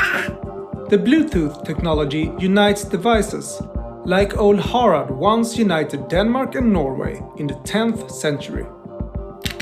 And a fun fact, if you combine the rune letters H for Harald and B for Bluetooth, you get the iconic logo. You probably use Swedish innovations every day, perhaps without knowing it. Skype, Pacemaker, Spotify. Here are even 2 Swedish innovations in one. In 2021, Sweden ranked 2nd in the Global Innovation Index. We have a few ideas why.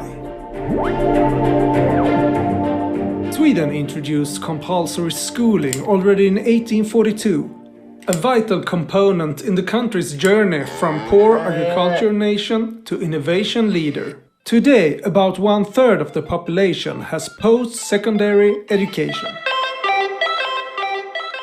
In the 1990s, the Swedish government pushed out a widely developed broadband network, and Swedes got a head start in the digital era. In 2016, a new goal was set to get all of Sweden connected to high-speed internet by 2025.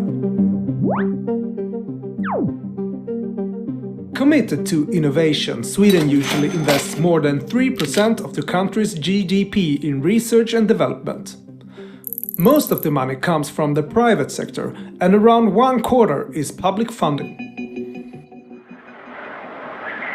Some argue that the long cold winter season in Sweden encourages would-be innovators to stay indoors and hone their skills and develop their ideas. If that's true, the Swedish spirit of innovation may just be a force of nature. When more industries are looking for green alternatives, the Swedish focus on sustainability is a competitive advantage. Batteries, zero-emission steel, factories powered by green energy and products made of recycled materials. They all rely on innovation.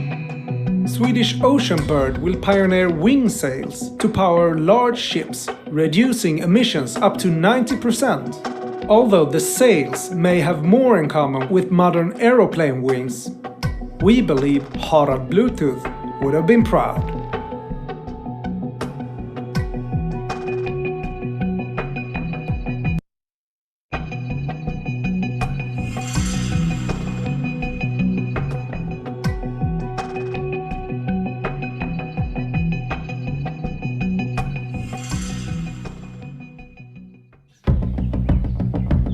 Believe it or not, the sustainability shift is on. Vision is becoming reality. Many of you all around the world are working hard to make this happen. Thank you. Thank you, scientists, for pointing out what's happening to our planet and what we need to do about it. Thank you, creative souls, for ideas and inventions bold enough to make a real difference. Thanks to all of you who embrace them, building sustainable businesses that the next generation supports and might even like to work for one day. Thank you, change agents, for actively choosing to live and consume in more sustainable ways. Thank you, leaders, for showing courage. Ambitious climate goals help us drive change on all levels in every corner of the world.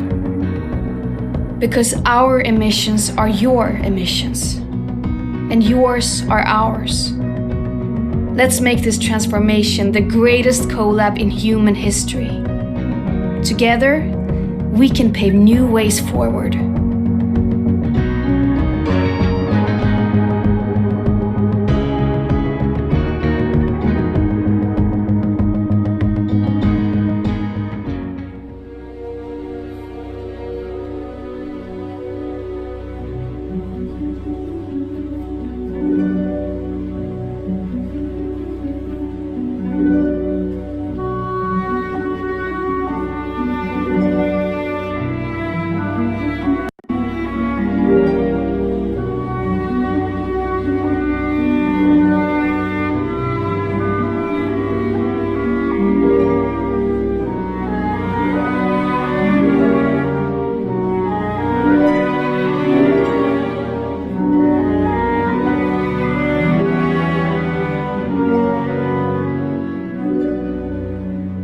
What does Bluetooth have to do with the Viking King?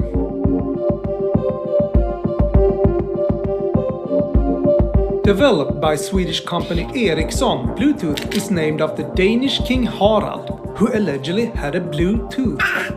The Bluetooth technology unites devices, like old Harald once united Denmark and Norway in the 10th century. And a fun fact, if you combine the rune letters H for Harald and B for Bluetooth, you get the iconic logo. You probably use Swedish innovations every day, perhaps without knowing it. Skype, Pacemaker, Spotify. Here are even 2 Swedish innovations in one. In 2021, Sweden ranked 2nd in the Global Innovation Index. We have a few ideas why. Sweden introduced compulsory schooling already in 1842, a vital component in the country's journey from poor agriculture nation to innovation leader. Today, about 1/3 of the population has post-secondary education.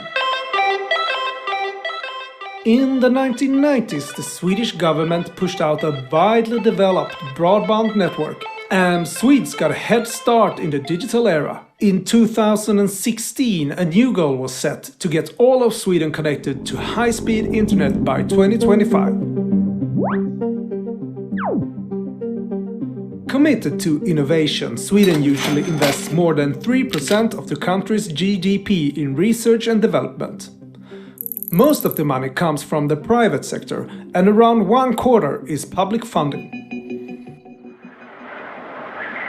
Some argue that the long cold winter season in Sweden encourages would-be innovators to stay indoors and hone their skills and develop their ideas. If that's true, the Swedish spirit of innovation may just be a force of nature. When more industries are looking for green alternatives, the Swedish focus on sustainability is a competitive advantage. Batteries, zero-emission steel, factories powered by green energy and products made of recycled materials. They all rely on innovation. Swedish Ocean Bird will pioneer wing sails to power large ships, reducing emissions up to 90%. Although the sails may have more in common with modern aeroplane wings, we believe Harald Bluetooth would have been proud.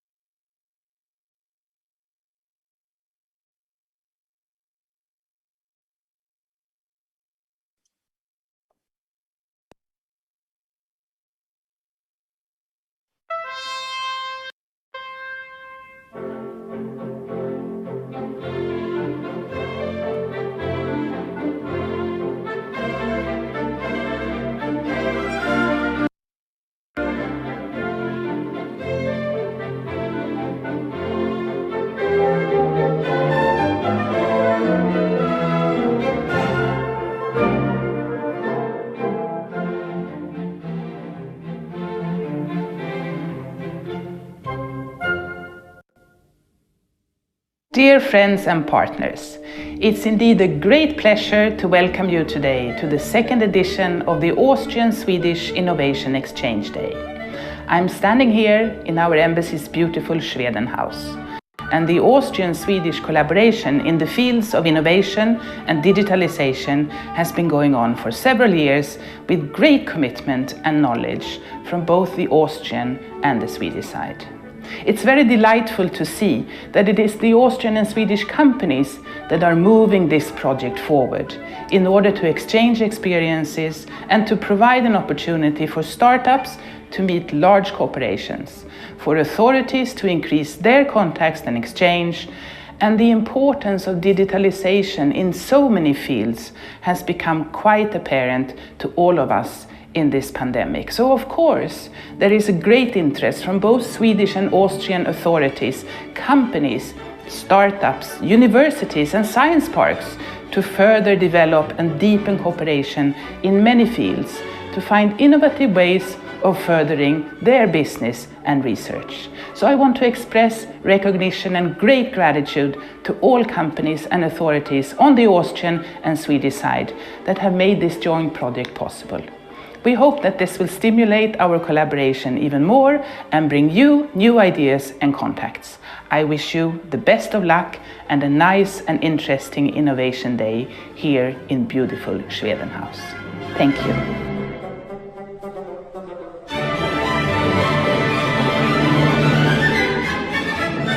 Welcome to Vienna. Willkommen til Wien. My name is Peter Hanke.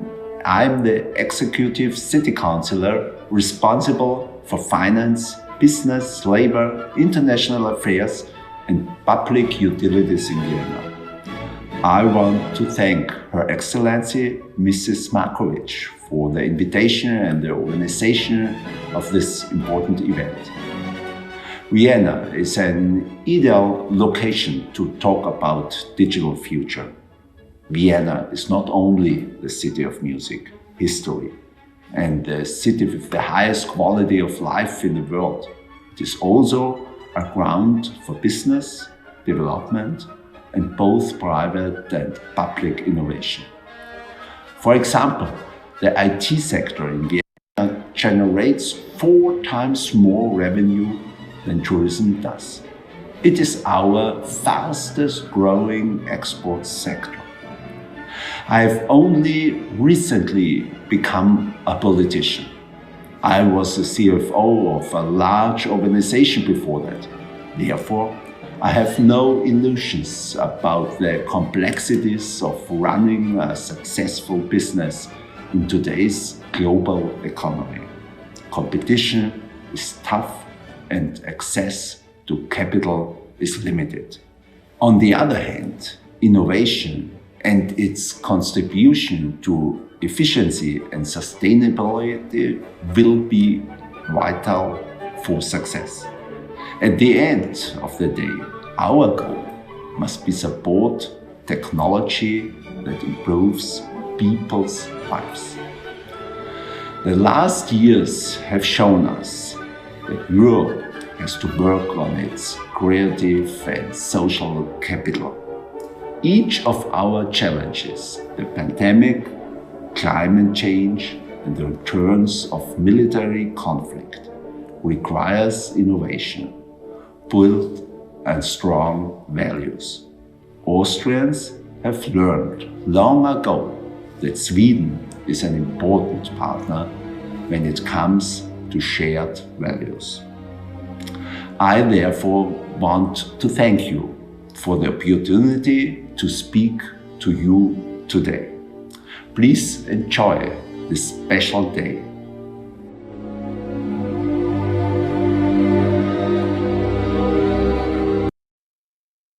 So welcome back to the second Austrian-Swedish Innovation Exchange Day. Now we have seen, as promised, and we are very glad that we were able to do this, the welcoming remarks of the Swedish Ambassador to Austria, Mrs. Annika Markovic, and the introductory words of Peter Hanke, the Executive City Councillor of Vienna. And now, after this coffee break, we can go on with the program. Antonia, what's up next? Exactly. So what we say, third time is a charm. Thank God it worked now. So let's go to the first panel discussion.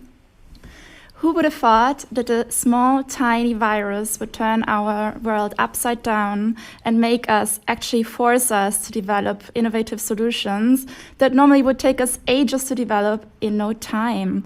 On the other hand, who would have thought that a cruel and real war would break out in our close proximity in the middle of the 21st century?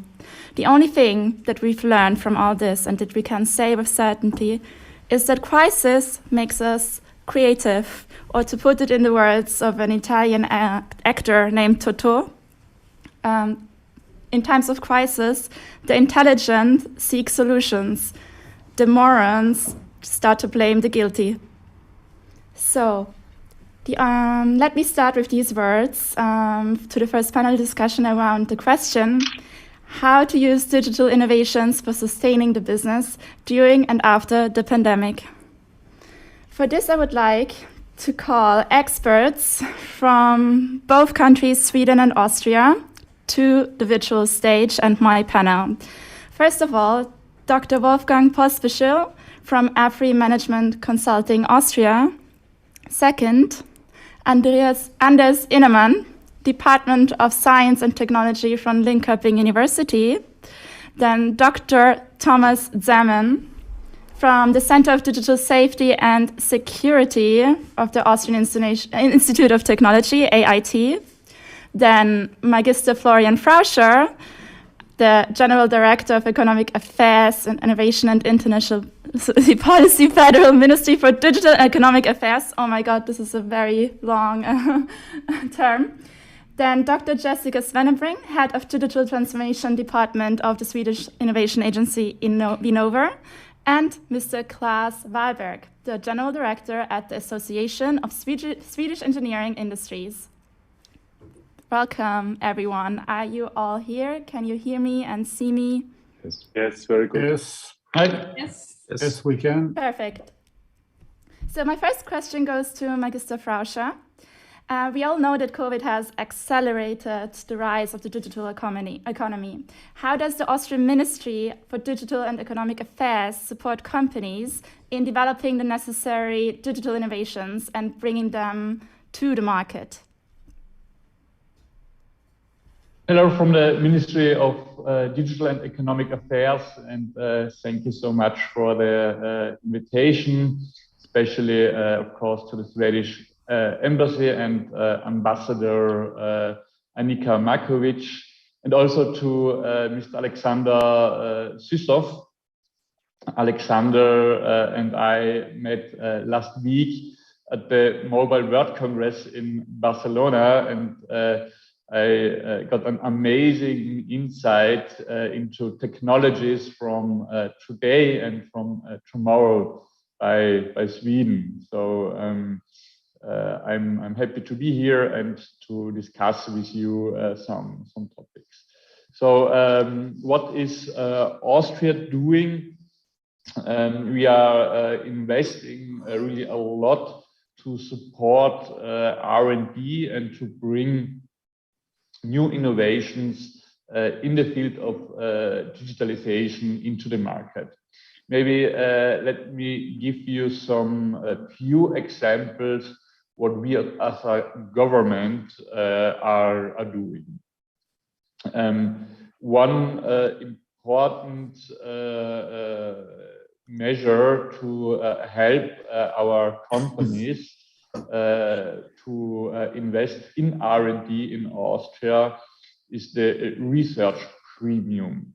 It is a cashback tax of 14% for every company, no matter how small or how big they are, and if it's generating profits or not.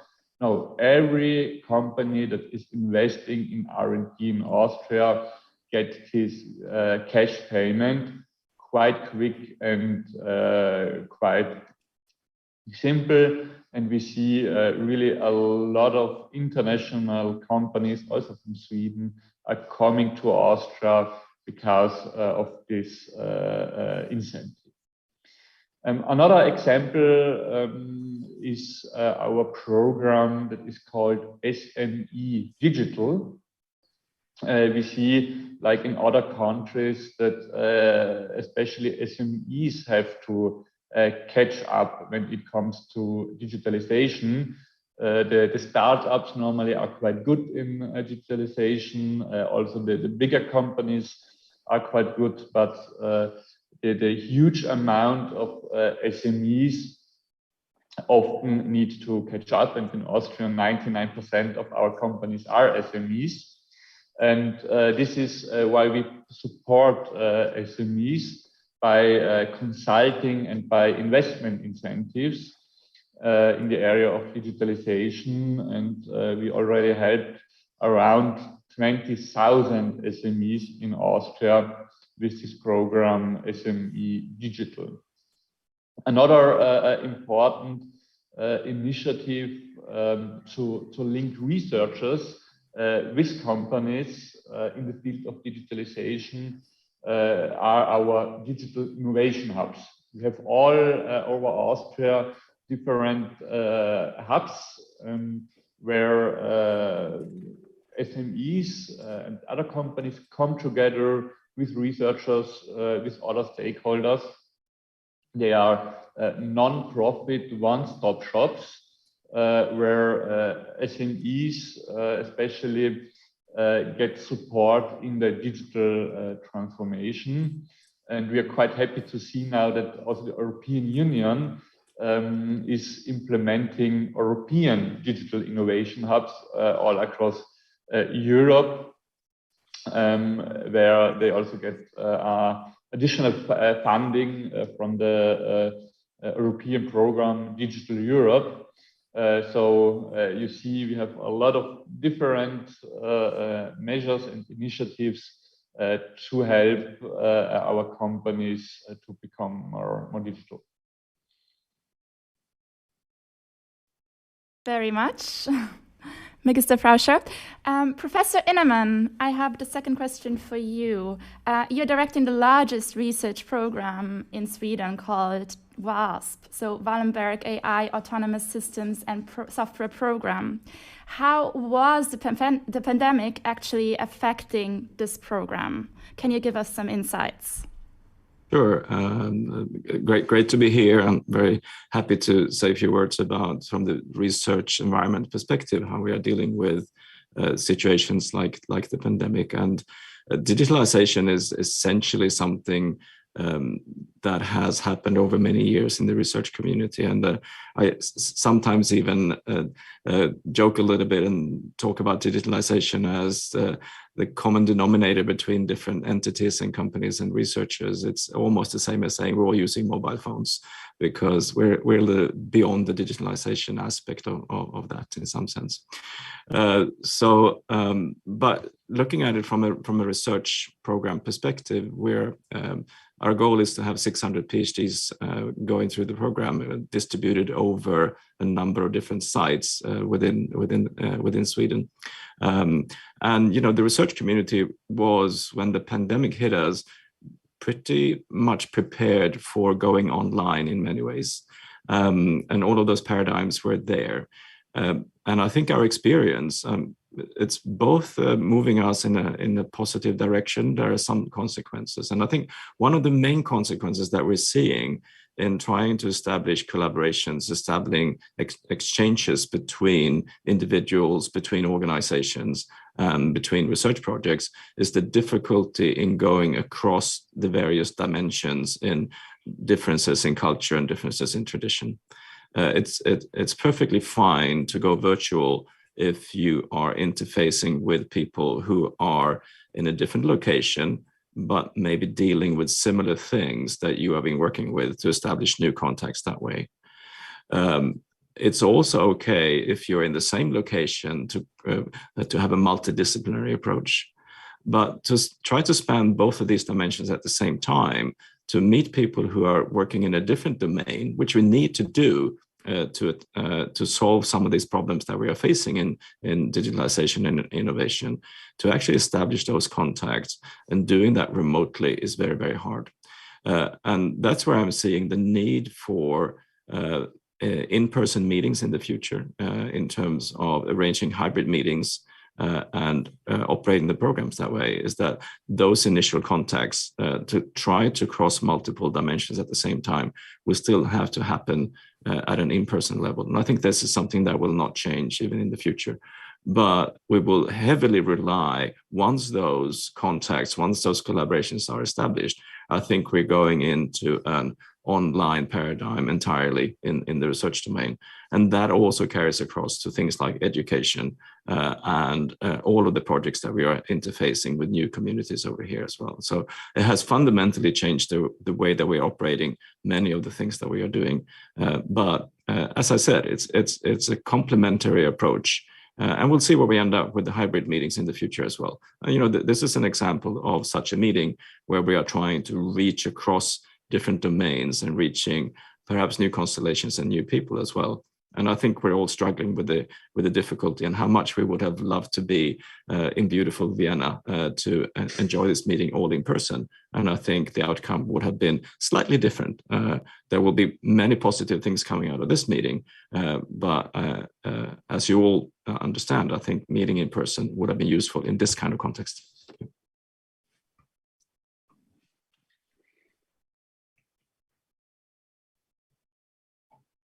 I don't think we can hear you right now.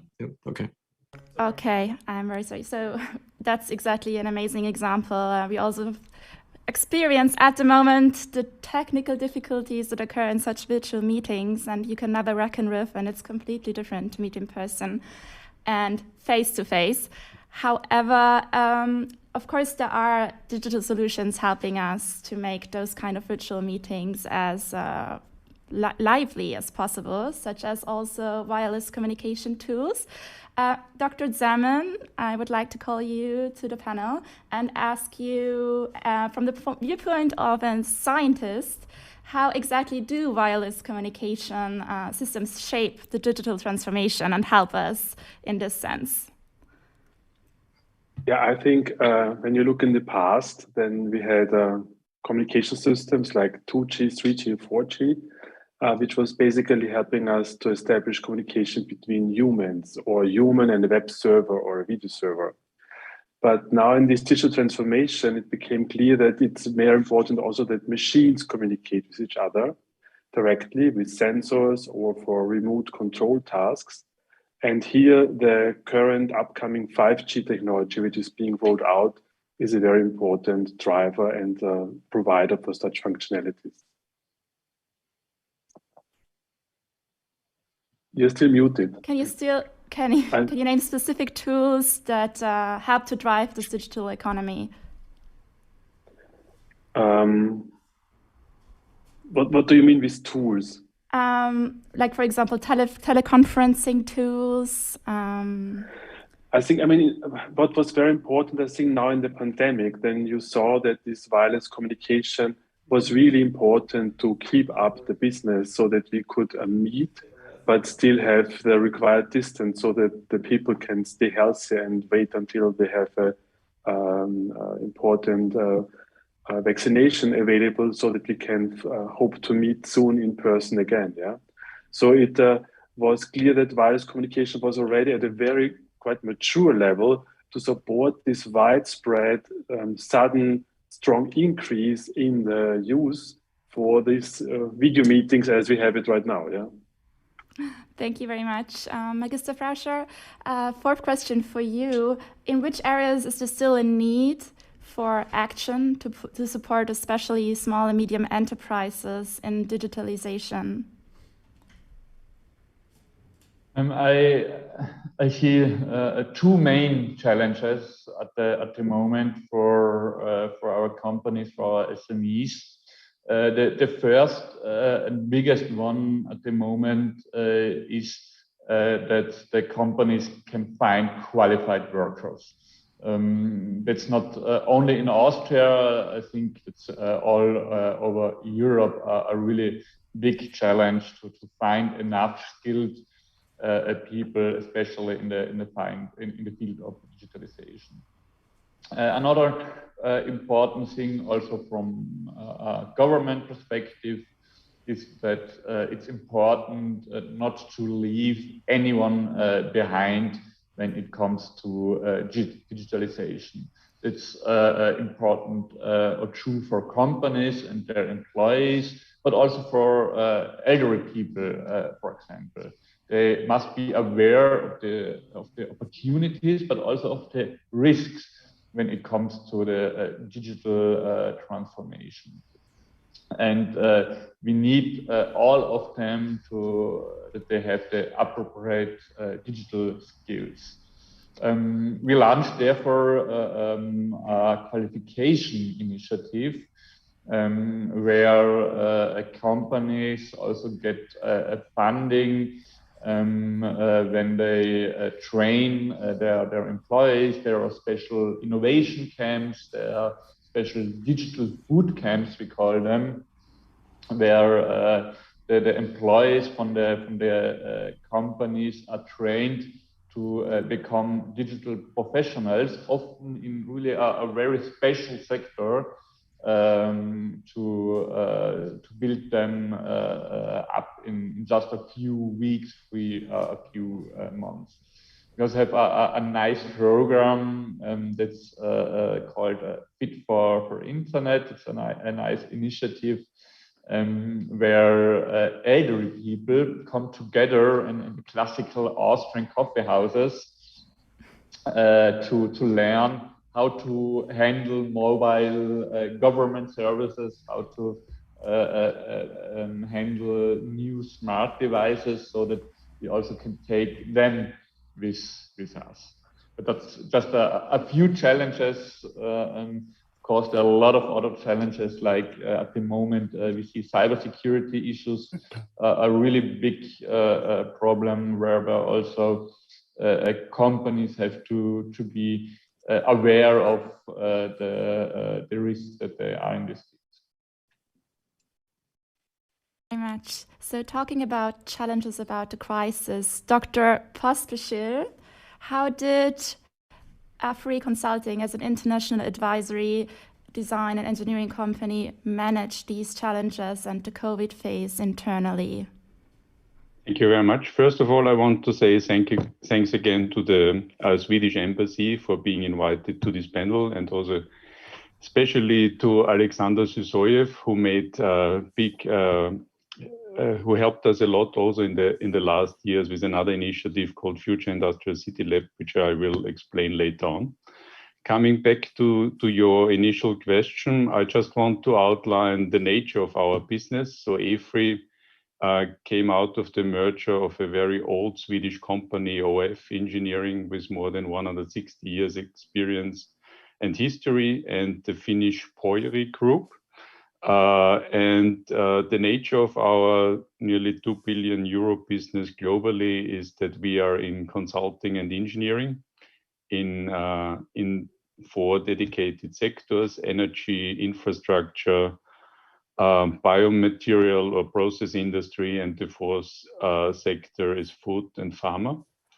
And therefore, I just want to come back what Anders mentioned. For us, it's nearly normal to communicate on a sector-specific knowledge base. So for us, it's not so difficult to communicate also globally, and we are used to this with more than 50 offices globally, that we speak via channels like this. Otherwise, our company would not have been existing even before the pandemic. But on the other hand, of course, we see the weaknesses of these kind of technologies also, especially for new talents, which we have also just heard that we are all chasing them to join us in the companies. So for newcomers, of course, it's an awful time if you are used to work in international companies where also the teams are international. It's really complicated to get connected to your colleagues and to get up to speed at the same level. Also, we in earlier days could have done it with personal meetings.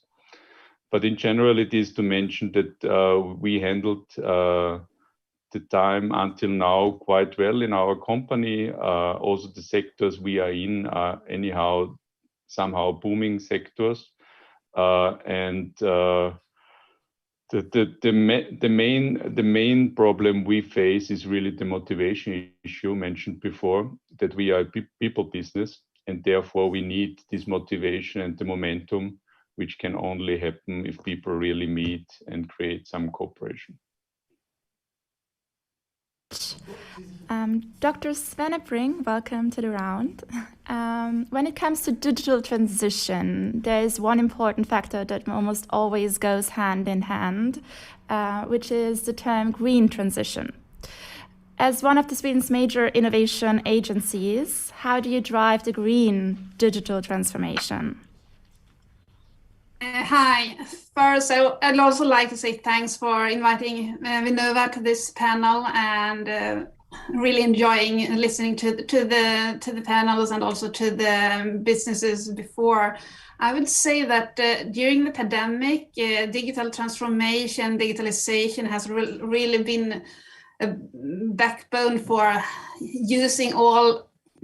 getting business, and we also heard about the research. It's really there. It's something that we are using, but I think it's important to remember that there is a large difference in maturity.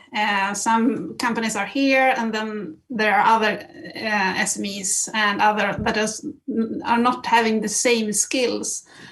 And for Vinnova, being the innovation agencies of Sweden, our mission is really to strive for innovation that makes a difference. And looking now for the future, the green transition is as important as the digital transformation. And the European Union really highlights that in their Green Deal, speaking about twin transition. And for Vinnova, we have had a number of different focus areas and calls focusing on sustainability in different ways. But we really see the need for having a long-term broad program focusing on this, how to do it hand in hand. We're having one example of artificial intelligence in the service of climate, how to really see combine and have fruitful results, focusing on the green transition. So I think that is something that will be very much in our mainstream for the coming years. And we are now developing the frameworks for a national program in this area, which will be an input to the Swedish government in a larger program focusing on digital transformation. Professor Innemann, has the pandemic led to certain changes in the development strategies for WASP when it comes to technology? There has been a stronger focus on that's partly due to the pandemic, but I think it's also partly due to the general trends in society today that we are moving much more towards automated systems and intelligent devices. Machine learning is, as we all know, exploding in the research domain in the world, and AI has been the buzzword for such a long time. And I think it's also powering some of these technologies that are enabling the digital transformation for us.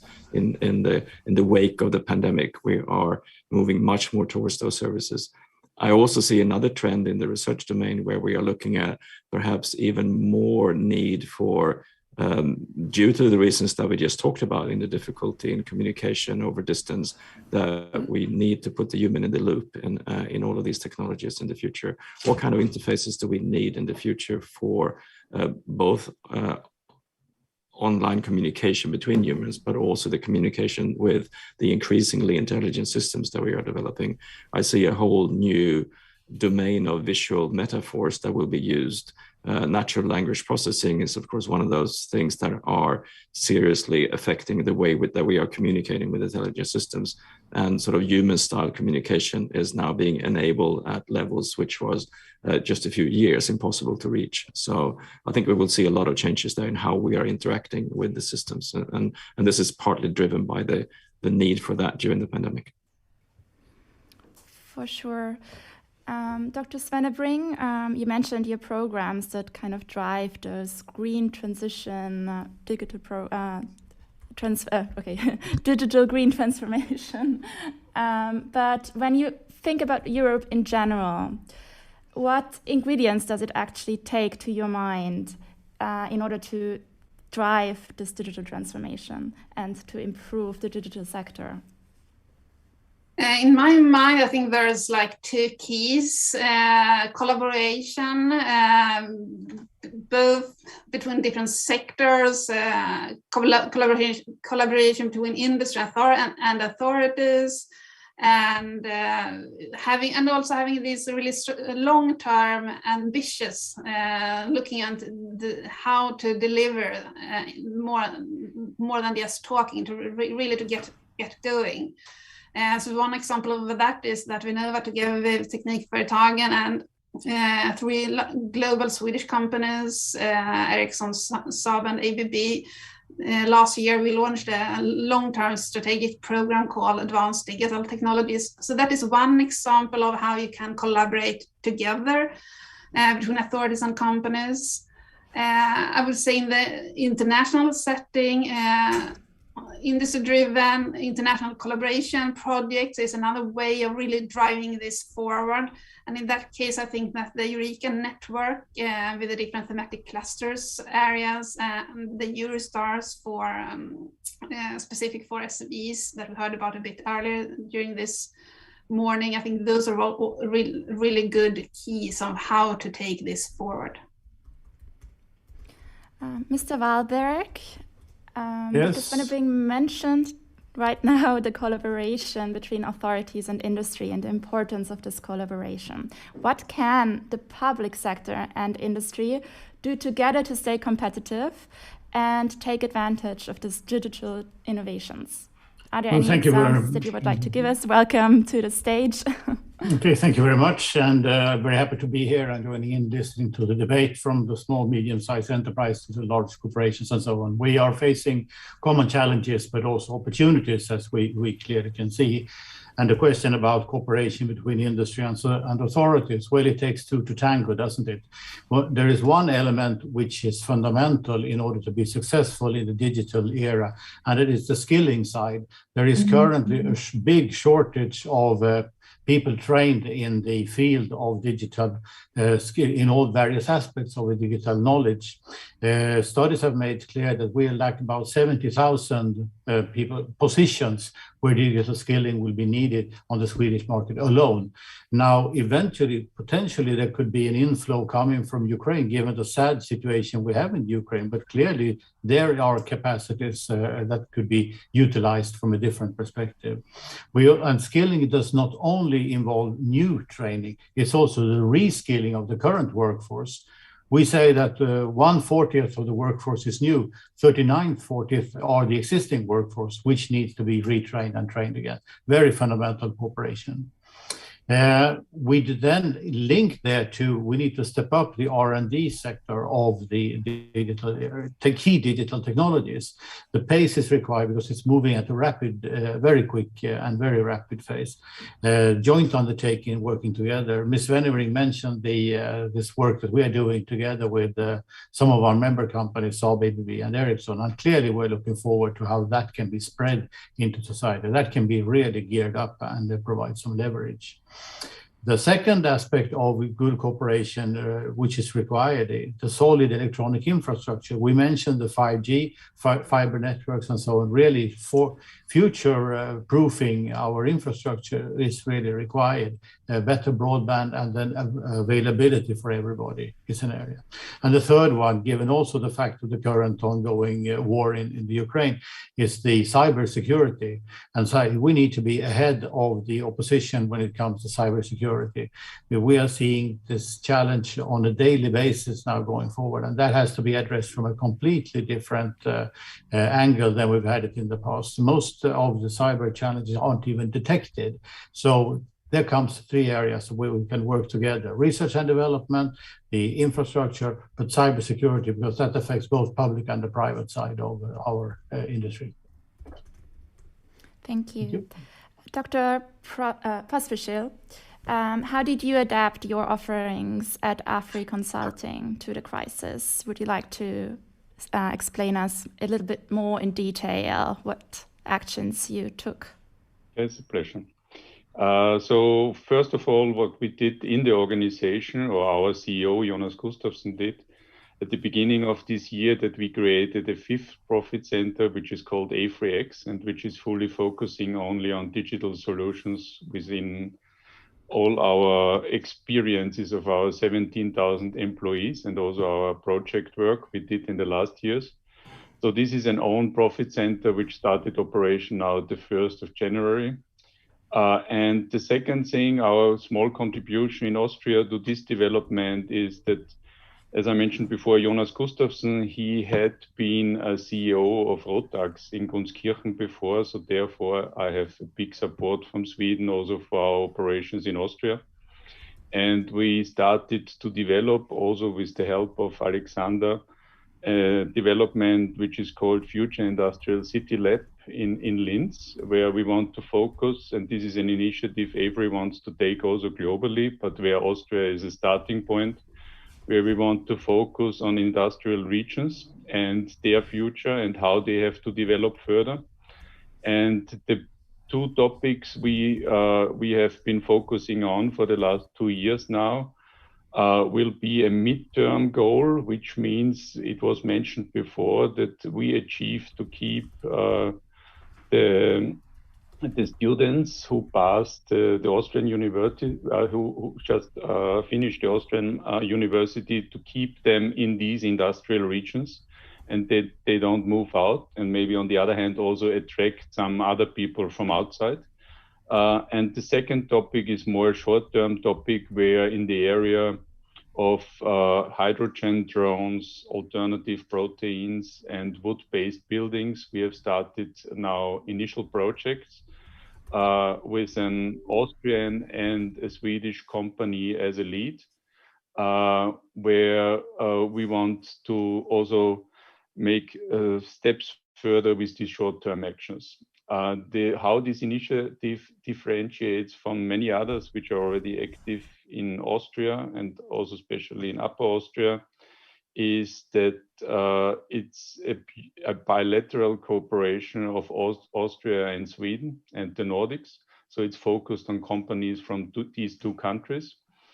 And we as AFRY make the next steps forward to get this thing going with founding an office now at the 1st of May in Linz, and also a non-profit company called Future Industrial Lab Limited, which will be the platform for these developments. And of course, digitalization is one of the main drivers there, apart from sustainability. And for those of you who are interested to get further information on that, please contact me afterwards, or happy to explain you further details. But for us, for AFRY, this is the first time that we try something like this, and it's also key for us. And it should also show the value of Austria for AFRY as a company, which is at the moment still very much focused on the Nordic business. But we have also Franz Fischler on board with the idea to make it more an European thing, where maybe these regions of the Nordics and Central Europe could be somehow also the ones who get the further movement in the European Union and could get things going. And this is a little bit the political dimension behind what we are doing in a business dimension with the Future Industrial City Lab. Magister Frauscher, let's take a little look at the future together. May I ask you, what conclusions for the digital sector and world can we draw from the pandemic and take with us? I think that the crisis has made us aware how important it is to implement new digital business models and new technologies. But on the other hand, the crisis has also shown that not everything works better in a digital way. Like the conference today would be much more nicer if we could come together in the Sweden house. I think in Europe, the important thing is that we work together across countries, but also in public-private partnerships to overcome the global challenges. We have the Austrian Digital Action Plan, where we are addressing 3 main issues. That's how to create growth, jobs and prosperity through digitalization. Second one is how to provide secure digital government services for businesses and for the citizens. And the third and also at the moment really important issue is how business and society in Europe can become more digital in sovereignty. It's important that Europe takes a technological leadership. For example, if we look to semiconductor production, we have to become more independent from Asia or from the US. We have implemented some important steps here already, like the important projects of common European interest. We have now the European Chip Act. That's a big step forward. I think we are on a good way. We also have to look at data. So on the one hand, how we can protect personal data, but on the other hand, also how we can make better use of big data in Europe. So I think a lot of challenges, a lot of work to do, but yeah, I'm quite optimistic for the future. Dr. Svenebring, Magister Frauscher mentioned several digital solutions, including the EU Chip Act, for example. In which way do these initiatives contribute to the future? Maybe you would like to explain also the key digital technology program and talk a bit more about the EU Chips Act.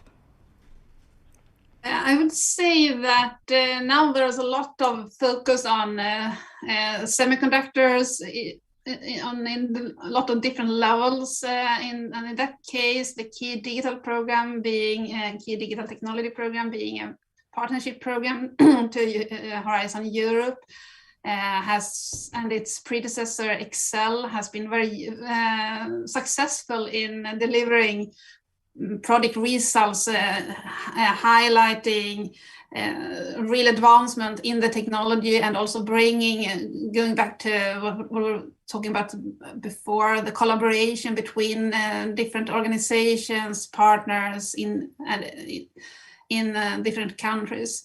So for this, the key digital technology, I think it's a very important step to continue. And now EU has the wish of broadening this and to having a more general overlook on the whole semiconductor, and then just as this previous speaker talked about how to be self-sustainable in Europe, or at least not be as dependent on East and West, to build up our own knowledge.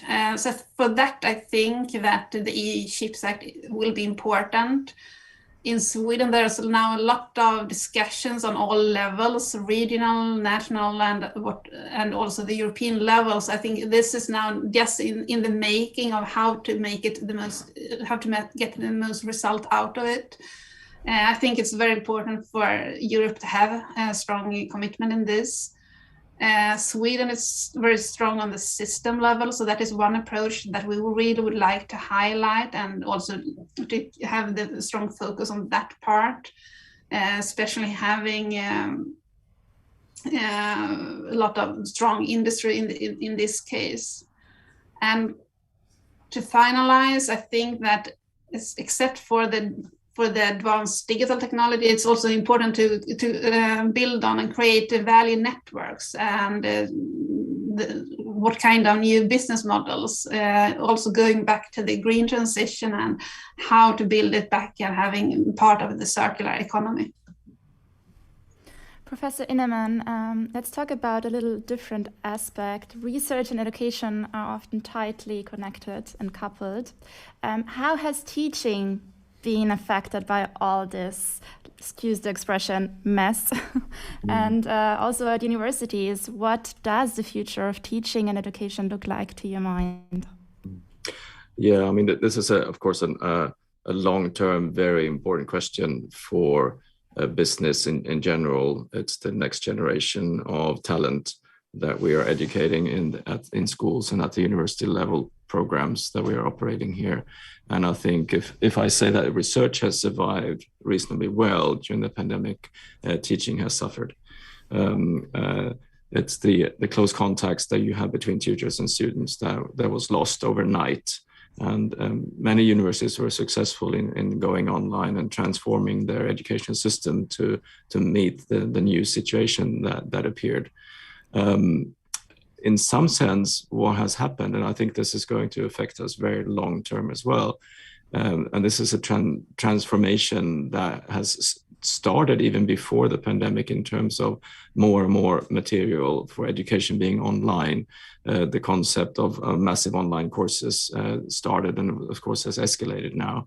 But I think from an individual university perspective, I think the notion of actually lecturing will gradually go away, the sort of the in-person lecturing, because most of those lectures are available. The world-leading experts, the best teachers in the world are putting all that material online. So I think the role of a local university in the future, a local program, will be more the curators of what is available online. And this brings me to a very important change that we're seeing in society, and also in these days with unrest in the world, we're seeing the sort of the information and knowledge that is being made available by so many different sources that are unreliable. And I think this is going to be one of the challenges for the education system in the future, the reliability of information and knowledge that is online. And this is an effort where the academy needs to step in and take a role in terms of curating the sources of that information. So I think what we will be seeing is that we will probably conduct teaching in smaller groups of people. And in some sense, you will find that model already in some of the very prestigious universities like Cambridge and Oxford that are based very much on tutoring models. Small groups of tutoring where you are actually helping the students to navigate the information repositories that are available through libraries and now much more so through online resources. So it is a fundamental change that we are seeing, and that has been not induced by the pandemic, but certainly catalyzed by the situation that appeared very, very quickly. Actually has also influenced us in maybe in a positive way, because change doesn't always mean something bad. So speaking of experience, me myself, I've always enjoyed smaller classes. So right. And because I think you'll be seeing much more of that. Yeah. Pardon? I think you will be seeing much more of that in the future. Yes, definitely. So looking at the future again, Dr. Zeman, do you have some wireless communication trends that you would like to address here that, to your mind, will play more and more an important role also with the public? So in my research group here at the Austrian Institute of Technology, we are working on these new technologies. So we worked on this in the 5G domain, also together with Ericsson very strongly. And now we're looking away to the 6G domain. So 5G is now coming to the market. It delivers new functions, new functionalities, new use cases. It's very important. And now we look into the next 10 years of technology that will support the needs in this long time frame with national research projects, but also with activities in the Horizon Europe context. And one thing that we see is the energy consumption of ICT in general. So currently around 4% of the global energy budget goes to ICT. This is not only communication, but it's also production of ICT equipment, it's servers and so on.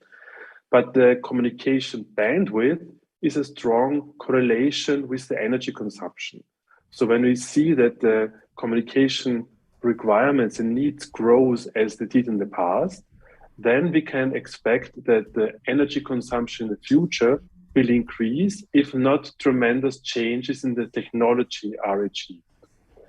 And this is important when you consider also the climate change discussion, where the available energy budget is basically limited and it is distributed between different industries. So also for the communication and wireless industry, the energy efficiency of 5G, but especially also of 6G system, is a very key driver to the research directions and technology developments that will occur in the next 10 years. Thank you very much.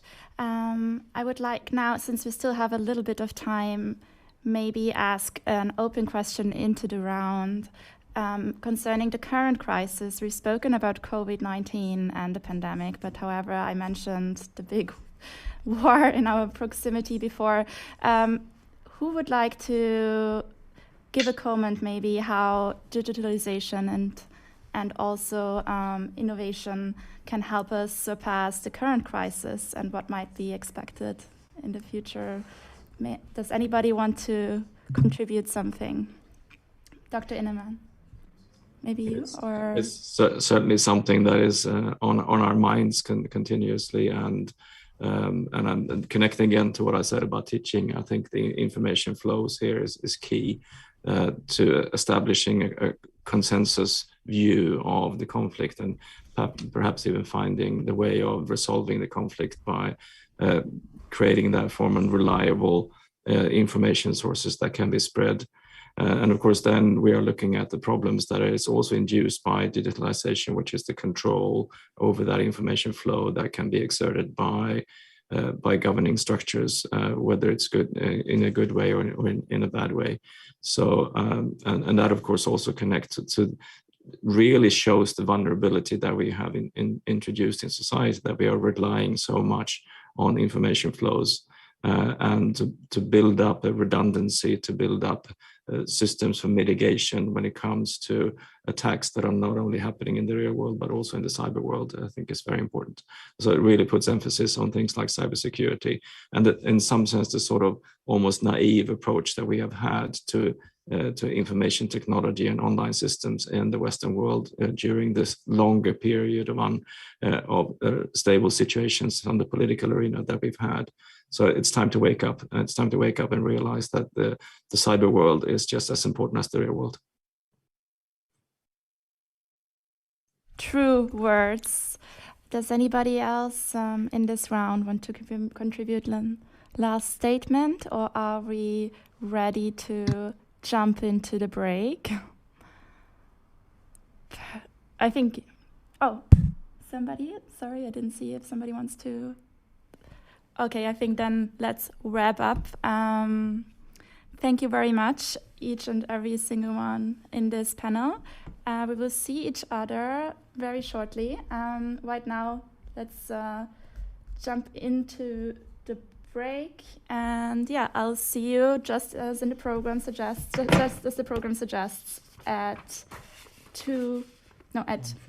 1:30. Thank you very much. Goodbye. Bye-bye. Bye. Bye-bye. Bye, thank you. Bye, thank you.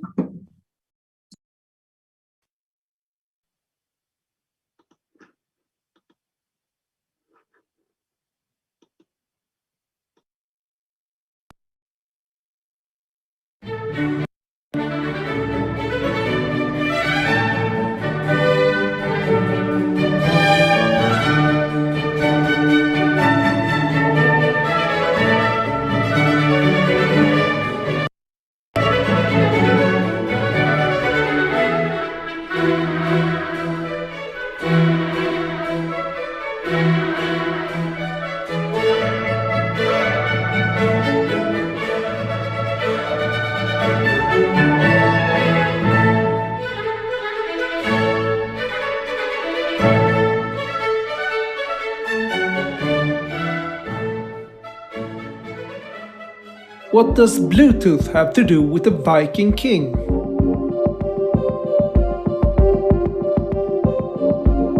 Developed by Swedish company Ericsson, Bluetooth is named after Danish King Harald, who allegedly had a Bluetooth.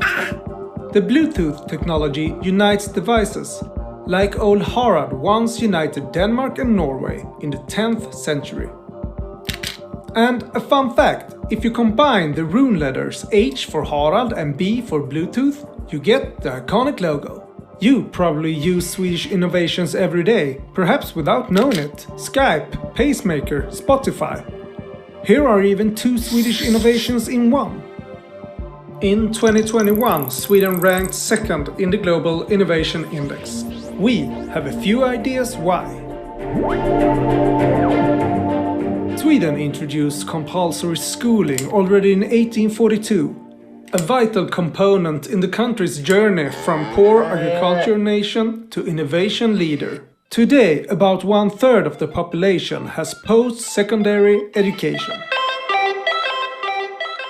In the 1990s, the Swedish government pushed out a widely developed broadband network, and Swedes got a head start in the digital era. In 2016, a new goal was set to get all of Sweden connected to high-speed internet by 2025.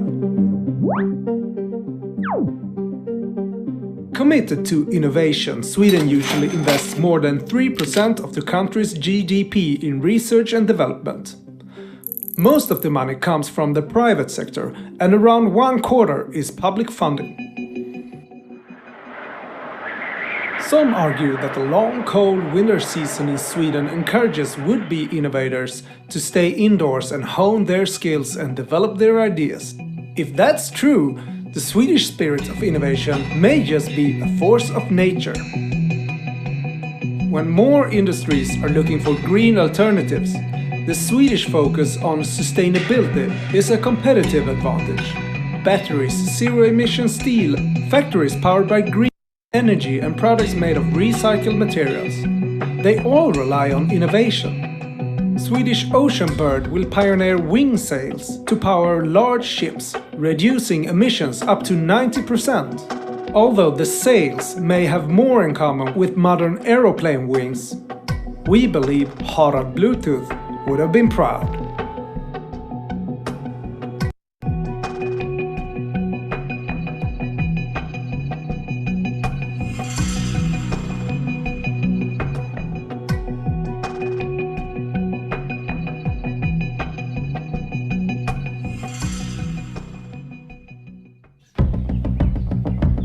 Believe it or not, the sustainability shift is on. Vision is becoming reality. Many of you all around the world are working hard to make this happen. Thank you. Thank you, scientists, for pointing out what's happening to our planet and what we need to do about it. Thank you, creative souls, for ideas and inventions bold enough to make a real difference. Thanks to all of you who embrace them, building sustainable businesses that the next generation supports and might even like to work for one day. Thank you, change agents, for actively choosing to live and consume in more sustainable ways. Thank you, leaders, for showing courage. Ambitious climate goals help us drive change on all levels in every corner of the world. Because our emissions are your emissions, and yours are ours. Let's make this transformation the greatest collab in human history. Together, we can pave new ways forward.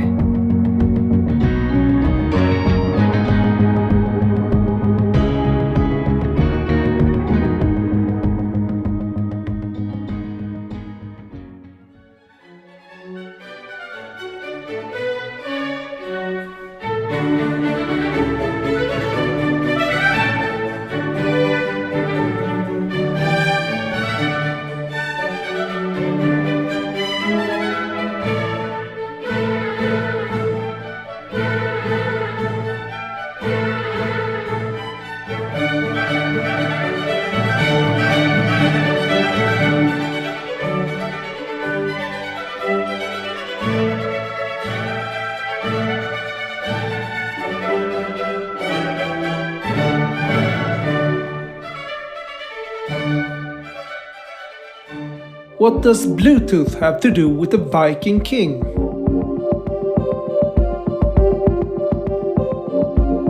Developed by Swedish company Ericsson, Bluetooth is named after Danish King Harald. who allegedly had a Bluetooth. The Bluetooth technology unites devices, like old Harald once united Denmark and Norway in the 10th century. And a fun fact, if you combine the rune letters H for Harald and B for Bluetooth, you get the iconic logo. You probably use Swedish innovations every day, perhaps without knowing it. Skype, Pacemaker, Spotify. Here are even 2 Swedish innovations in one. In 2021, Sweden ranked 2nd in the Global Innovation Index. We have a few ideas why.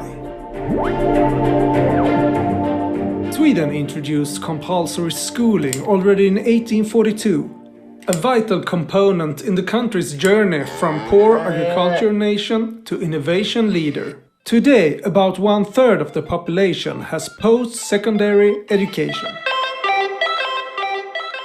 In the 1990s, the Swedish government pushed out a widely developed broadband network, and Swedes got a head start in the digital era. In 2016, a new goal was set to get all of Sweden connected to high-speed internet by 2025. Committed to innovation, Sweden usually invests more than 3% of the country's GDP in research and development. Most of the money comes from the private sector, and around 1/4 is public funding. Some argue that the long cold winter season in Sweden encourages would-be innovators to stay indoors and hone their skills and develop their ideas. If that's true, the Swedish spirit of innovation may just be a force of nature. When more industries are looking for green alternatives, the Swedish focus on sustainability is a competitive advantage. Batteries, zero-emission steel, factories powered by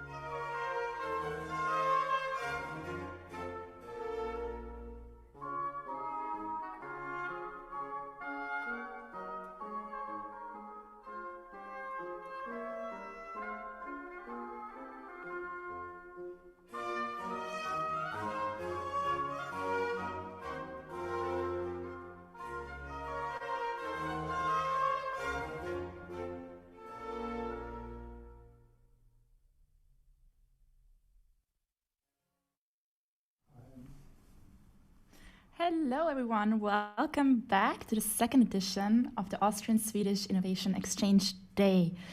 I hope you had all a lovely lunch break, and we can now go on with our program.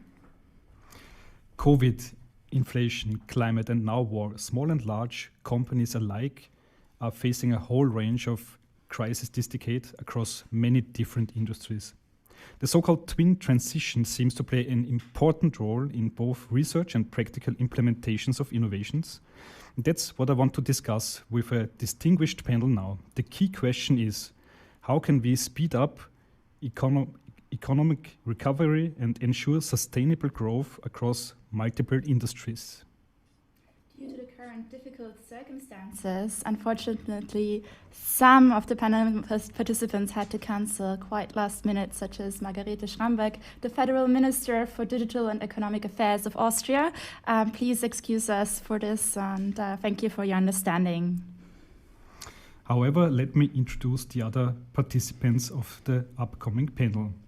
I want to welcome Gunilla Nordlöf. She's General Director of Tillväxtverket, the Swedish Agency for Economic and Regional Growth. Welcome, Mrs. Nordlöf. Next up, I want to welcome. I also want to welcome Henrietta Egert. She's Managing Director of the Austrian Research Promotion Agency, FFG. Welcome, Mrs. Egert. Thank you for the invitation. Thank you. I also want to welcome Alexander Sysoev, the Managing Director of Ericsson Austria. Hello. Hello. And last but not least, I would like to welcome Jochen Borenich, the member of the Executive Board of Kapsch Businesscom. Welcome. Hello. So, yeah, we have 1 hour to discuss many different things, and I would like to start with you, Henrietta Egert. So the Austrian Research Promotion Agency and the Swedish Agency for Economic and Regional Growth, they have been strong drivers of the Innovation Exchange initiative. Would you like to share some background on how the cooperation between Austria and Sweden actually started and how it is working? Thank you very much, and welcome to all the panelists, Gunilla, Alexander, Jochen. I'm happy to be with you and have this discussion. And also hello to all the participants listening. Unfortunately, still on this virtual means, but still we have these possibilities to get together. So asking about our cooperation between Austria and Sweden, we have a long-lasting list of cooperation and history of cooperation with Sweden.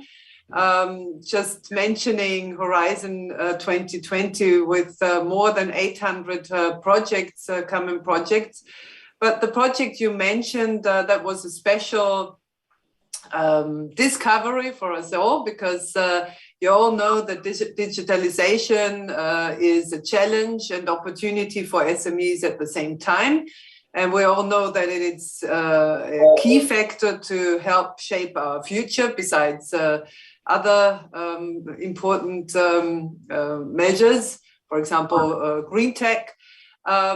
But in this area, we approached the Swedish Agency for Economic and Regional Growth in the year 2018 to learn from this pioneering agency and country as part of an EU-funded project. And during these 9 months of the project, we had a very close exchange with Tillväxtverket and other Swedish stakeholders to jointly identify areas of digitalization action for Austrian SMEs and regions. And the core of the exchange was a series of workshops in Austria and Sweden with various Austrian stakeholders. And we had a very fruitful collaboration already during these years with the Austrian-Swedish Innovation Exchange Day, and also with the participation of Sweden as a partner country in the B2B software days. So I just want to mention it's not new to us, but it's very valuable. And I think it's extremely important, especially in days like these with war going on in Europe, to share our views on societal challenges, and also how to use the measures, digitalization and R&D to overcome some of the problems of our times. The audience, I forgot to mention that, of course, you have the opportunity to ask questions. So please post them into the Zoom chat, and later on we will read it to the panel participants. I would like to go on to Gunilla Lordlöf. I've mentioned it before, so we are seeing a so-called twin transition in this decade. It's a digital transition and it's a green sustainability transition. How is this twin transition supporting more competitive Sweden and Austria? I thank you for your question, for your invitation. I also want to take the opportunity to say thank you to Henrietta for your kind words about our cooperation. We totally agree with you. It's all about sharing and learning. And by doing that, we can help each other to be better players, and we can also support our small and medium-sized businesses in a much more efficient way the more we learn and the more we share of our experiences. So we really like the cooperation with you and colleagues in other countries. The twin transition, yes, I'm sure we will talk a lot about that today and so many days ahead of us. It's important for us now to focus on the medium and long-term challenges now that we are to recover after the COVID pandemic. On the other hand, we already mentioned that the world is once again unstable and even frightening, and the future is certainly uncertain. But I'm sure that digitalization and the green transformation are absolute in the center if we want to recover in a good way, and if we want to face the challenges, the environmental challenges, be part of solving them, at the same time creating economies that are successful and competitive. And we call it, of course, the twin transition because the digitalization and the green transition, they go together. We know, for example, that Internet of Things, connectivity, automation, robotization, artificial intelligence, and more that enable us to collect data, and that way creating business values, and at the same time be part of a more resourceful and efficient economy and solving those issues. So it's a question both about understanding and developing advanced technology, using that technology in understanding the reality, and also by that knowing what needs to be done to face the environmental changes. And of course, if we can be successful in understanding that and taking all those opportunities, taking care of all those opportunities, we will be successful economies and at the same time be part of solving challenges, important and difficult challenges. I already see that Henrietta Egert is taking notes, so I would also talk about the twin transition with you. I think the twin transition is shaping many sectors. What are the strategic initiatives in research at the moment to foster this development?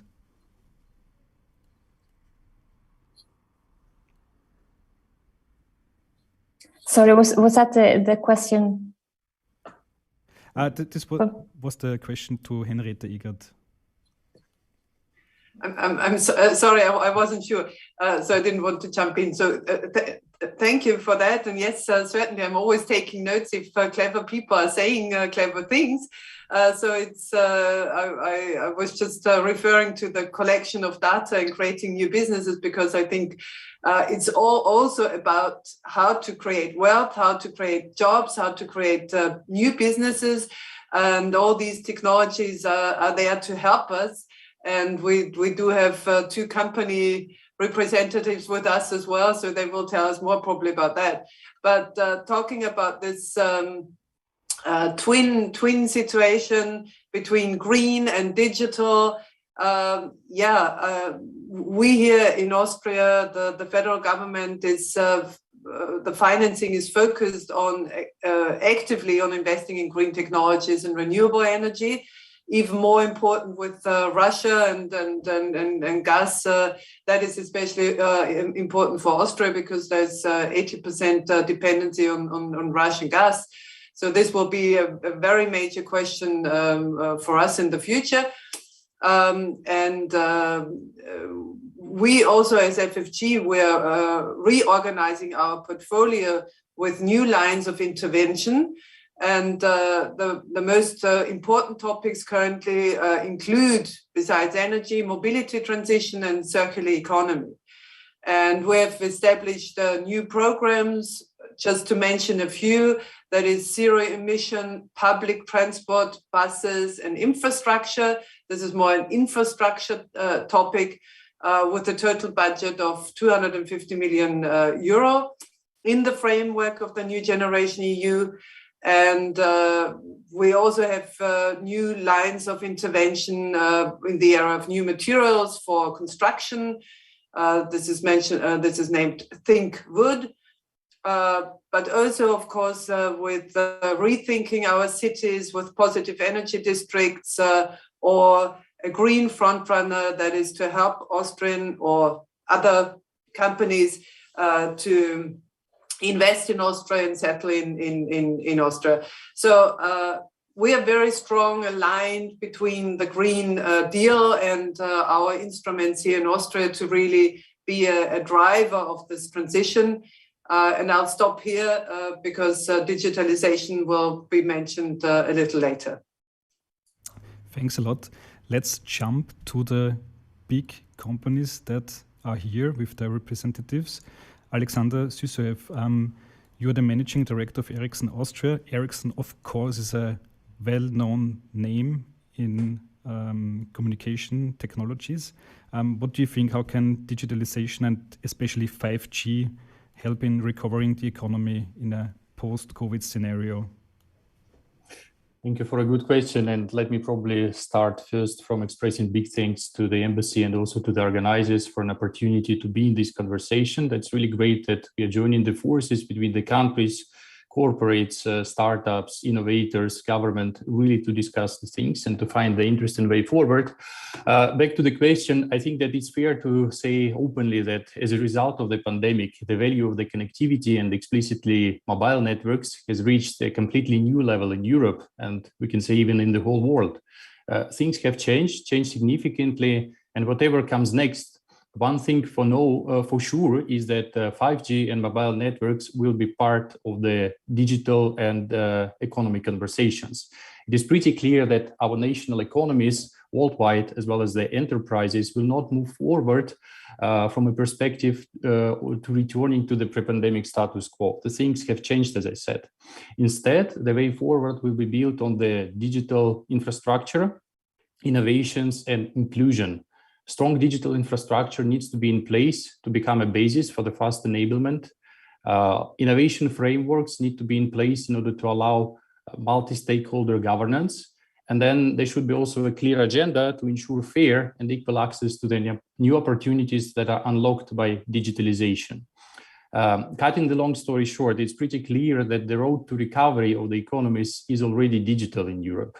And the new opportunities, they are unlocked by the new 5G services and through the digitalization of the industries in Europe. Few good examples would be, for instance, fixed wireless access that explicitly got a new life during the pandemic waves, and a good example besides would be the campus networks to support digitalization of industries.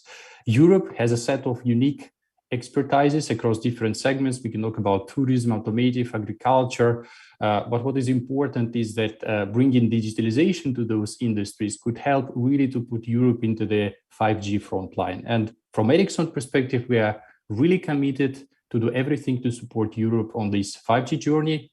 We were actually the first to deploy first 5G networks in Europe and currently hold more than 140 commercial agreements worldwide with unique service providers. So this is in our DNA to speed up and scale deployment of the 5G rapidly and in the fast manner. Thanks a lot. Jochen Borenich, you're a member of the executive board of Kapsch Businesscom, and in the recent interview said that sustainability is the new digitalization. What do you think? Has digitalization led to business resilience during the pandemic?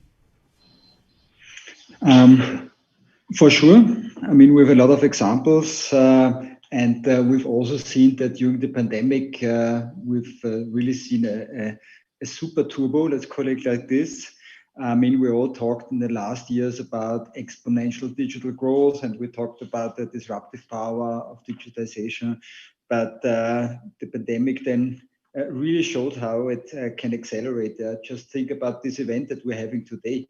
It's normal for us. I mean, of course, I would prefer to see you physically, but it's normal for us that we also do it in a virtual way and not everything in person. Yeah, I've been Friday in also in an event like this and presented on the stage completely in a virtual reality environment with VR glasses, and afterwards we went to a workshop. But this will become the new normal. So this is part of a digital acceleration, and this also shows that we are resilient and able to adapt and adjust to the circumstances that we're having. And digital tools are not just an enabler. I would even say they are in many ways also a driver already.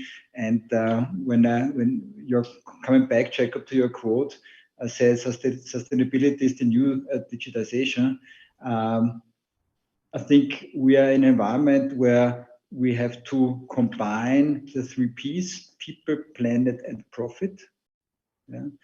And if you want to combine these 3 elements, digitization is playing a central role. Just think about that, and I've seen a study that by means of digitization, this was a study from Germany, 50% of the CO2 goals can be achieved. Yeah, just think of energy transition, things like smart grids. We mentioned IoT. We mentioned the possibilities of 5G that we're having. So digitization is really a driver to achieve our goals in the sustainability environment. So it's more than just a tool, and it's more just an enabler. And if we break it down to the business perspective, it's also clear, and there are also studies that show that digital leaders in the business environment have the growth, the revenue growth is twice as high as digital laggards. Yeah, so it's becoming crucial. It's not becoming anymore an add-on. It's becoming crucial for your own business model to embed and to integrate digital initiatives, digital business models, and therefore I would say it's becoming. Digitization is becoming, former times was an enabler, it's becoming more and more even a driver for the business, but for the whole economy. I think that's important to say that it's crucial and it's not just an add-on anymore. And we now have heard what the corporates are doing in this twin transition. But what about the SMEs? Europe is a continent full of millions of SMEs. Gunilla Nordloff, what do you think? How can SMEs use this twin transition to their advantage? Yeah, thank you. It's a fantastic opportunity, but also a challenge, of course, for a small company to be part of this transition. I got new ideas just by listening to my colleagues at this panel, so it might be difficult to facilitate it. You have to bear with us. But I think Alexander talked some about the different sectors and how far you've come in different sectors and businesses that really need to move on. So I think that from the public sector, we really need to create programs that are cross-sectorial programs, and to see that everybody is doing what they can and get the access to the opportunities to transform their own businesses. And I also want to mention again the importance of the collection of data, but also to analyzing that data and creating more and more advanced algorithms. I think that will be very important in the future for us to understand what's happening. And we talk more and more about not just AI as artificial intelligence, but as augmented intelligence. And I think that's very important, because it's with the help of AI that we would be wiser and be able to make more intelligent decisions in the future. But back to the SMEs. Every third year we perform a survey at my agency where we ask lots of small businesses what are their challenges and what are the obstacles to growth and so forth. And we just got the result from 2021, and it's quite interesting because of course that's the first survey after the pandemic, or in the middle of the pandemic, really, to see what has happened. And we can see that many SMEs have digitized their administration, sales and marketing, but not so many businesses have actually allowed digitalization to impact their business models.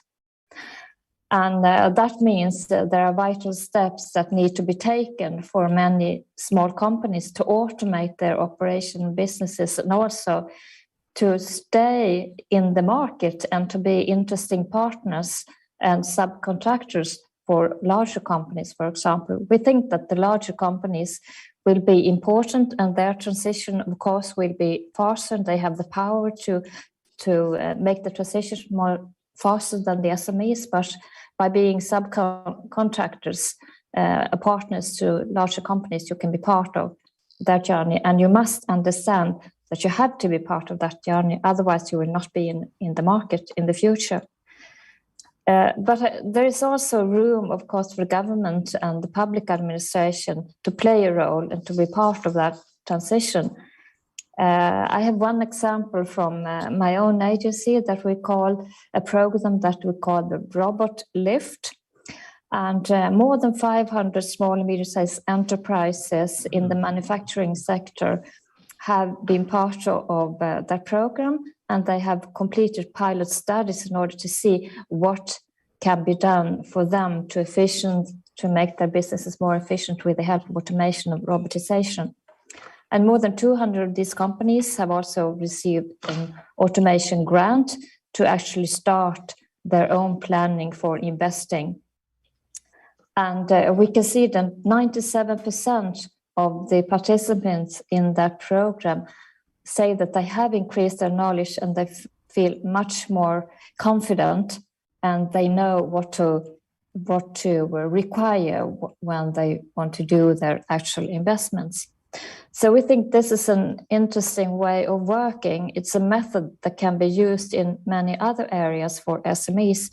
And the three elements, of course, in this method is the combination of knowledge and awareness, and then providing networks and companies that already have the experience. And as a third part, also support with some financial aid to be able to start planning for these investments. And of course, we can also see that twin transition is an integral part of many new and rather extensive EU programs.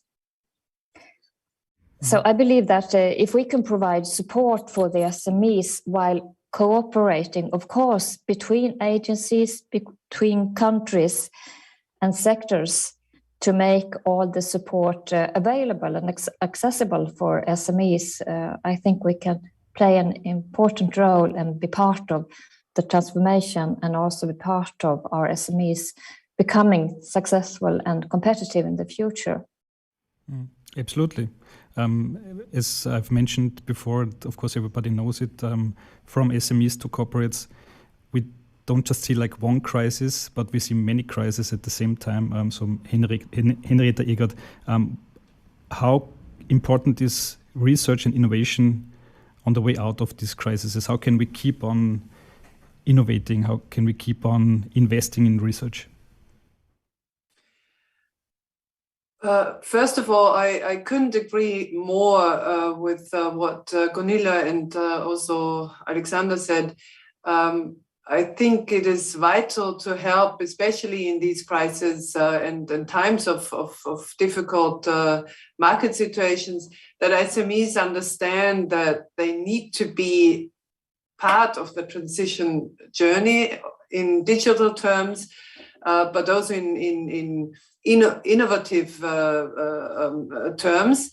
And that's why for us as a funding agency, it's extremely important to serve as a strong driver for this transition with national and EU instruments.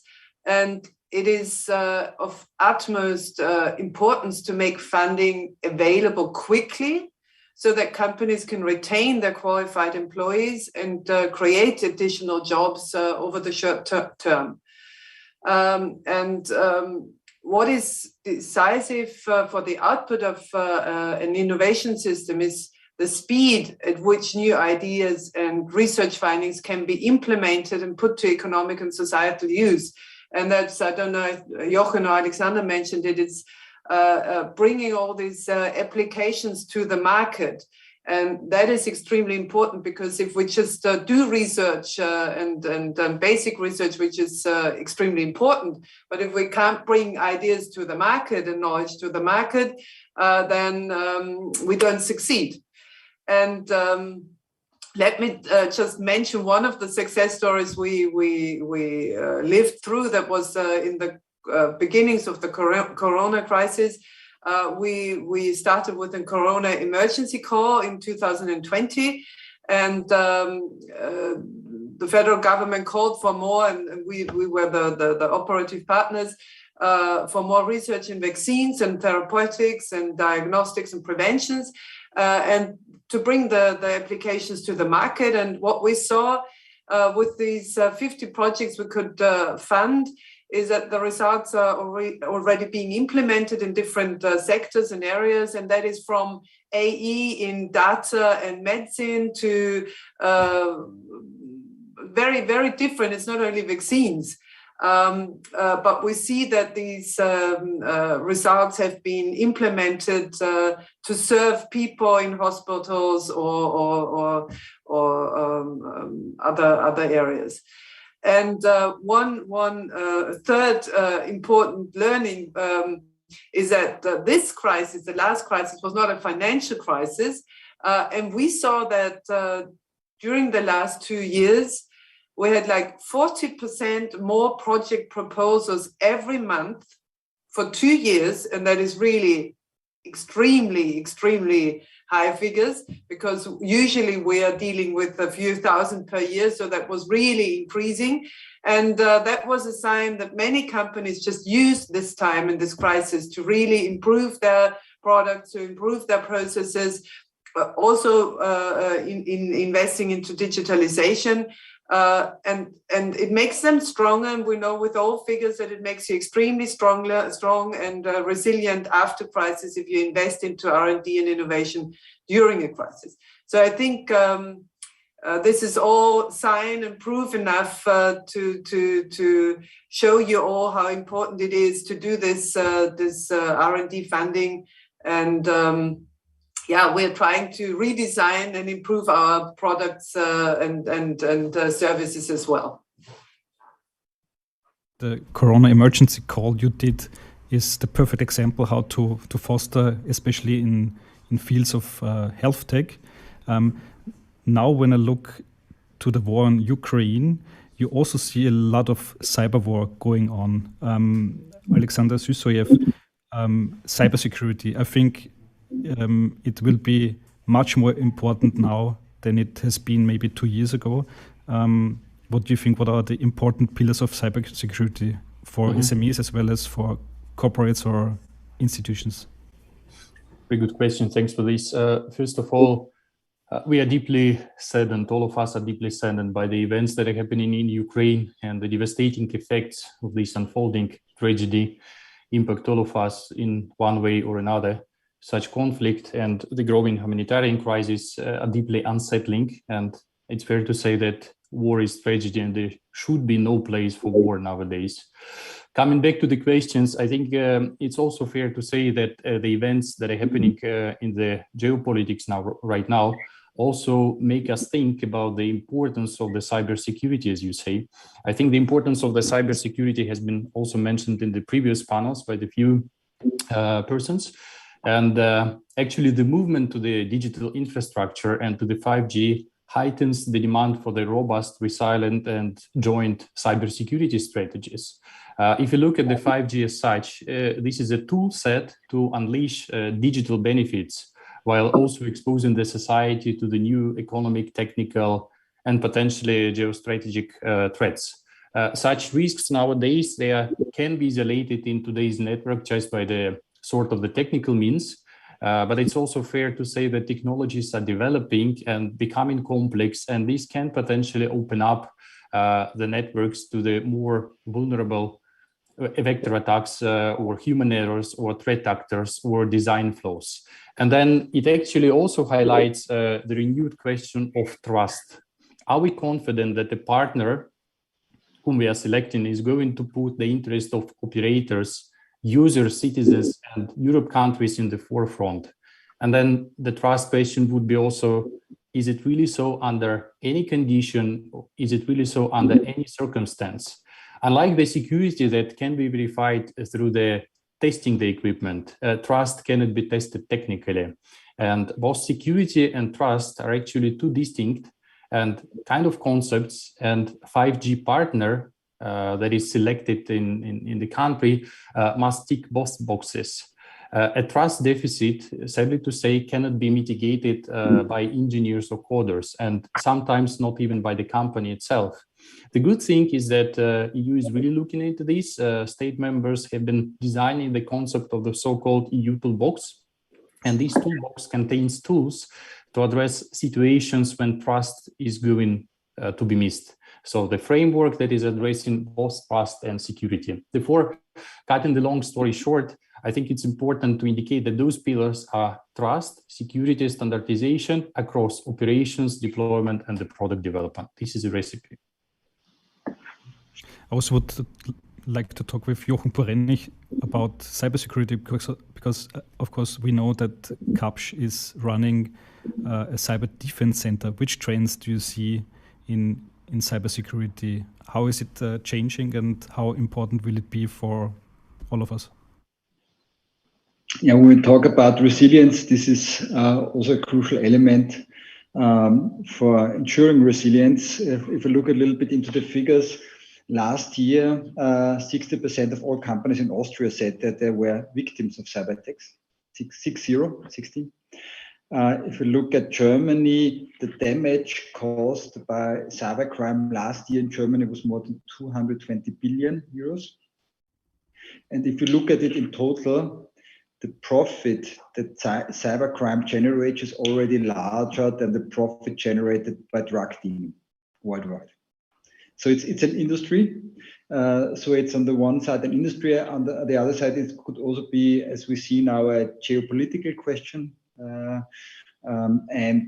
We see clearly a rise of cyber attacks during the last years. If we look in our cyber defense center that we operate in Austria, and we try to secure a lot of large enterprises, stock-listed companies, critical infrastructures, we've detected in our security operations center in Vienna last year 768 billion security events. In our security operations center last year. Yeah, more than 700, almost 800 security events, billions security events,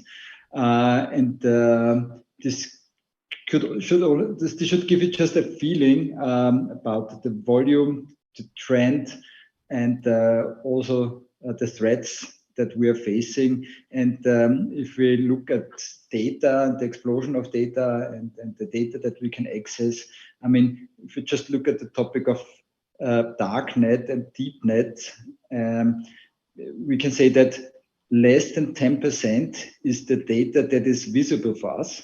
If you want to Google, you see less than 10%. The rest is under the surface. The rest is the deep and the dark net. So if we talk a lot about data, we only talk a little bit, we look at just a little piece of the cake, the rest is not visible. So what does it mean? That means that businesses, enterprises, but also governments and even individuals have to think about how to protect yourself. This means how to prevent attacks, but also how to detect them and how to respond. And this is something what we are supporting a lot of enterprises in Austria, also internationally. But to be honest, unfortunately, we see a clear trend that attacks are getting smarter and that the volume increases dramatically. Mm. So we've heard about AI, sustainability, cybersecurity, new digital business models. So there are many, many challenges. One company or one country alone cannot handle this. Henrietta Egert, what do you think? How can Sweden and Austria work together on these topics? And when you look to the recent past, how did this collaboration look like? Well, I think that the cooperation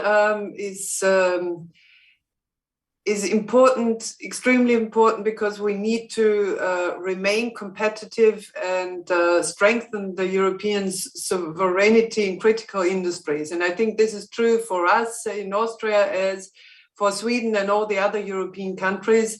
And we've seen it during the COVID crisis with production of medicine and many other measures and tools we needed. This is probably the core of everything. If we can't help with the supply chains, and if we can't help our companies to do this transition, it's not worth it. So I think the main goal should always be, what do we want to achieve? What is our common goal? And I think here Europe has to stand together. And as Gunilla said in the beginning, it's all about helping, learning from the best. There's always something we can learn from others. For example, also with another partner organization in Sweden, Vinnova, we're together in a working group on sustainability, because they already transformed all their instruments in the direction of SDG goals. So we're working in many different fields strongly together. And coming back to what we really do as funding agencies, I think it's about alignment between national and European tools. It's about fostering cooperation, really doing the deep dive on different subjects, because we all know instruments we can use. But I think it's really about what is the outcome, how efficient is it, how can we really adapt our instruments to the market. It's strengthening our ties via the EU missions. And Austria as well as Sweden, we are both countries and we are strong partners in the relation to the EU missions. And I think all of this together with the companies, and the companies are our clients, are our partners in the same at the same time.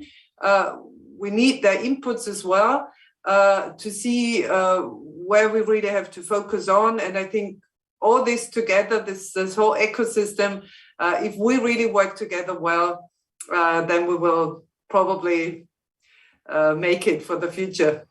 Mm. Gunilla Nordlöf, you are nodding. Which opportunities do you see in the ongoing collaboration between Sweden and Austria, especially in terms of how SMEs can collaborate cross-border? Well, let me first say thank you to Henrietta again, and I can just I just agree with everything you say. And our challenges are the same, but we can also certainly cooperate to help each other in meeting them. And we've talked here today about all the changes, and I think the challenges are becoming more and more complex. And when they're more complex, you need to cooperate. You don't know everything yourself. You need colleagues in other countries. You need other agencies Henrietta mentioned Vinnova in Sweden, and of course we cooperate with them on a daily basis.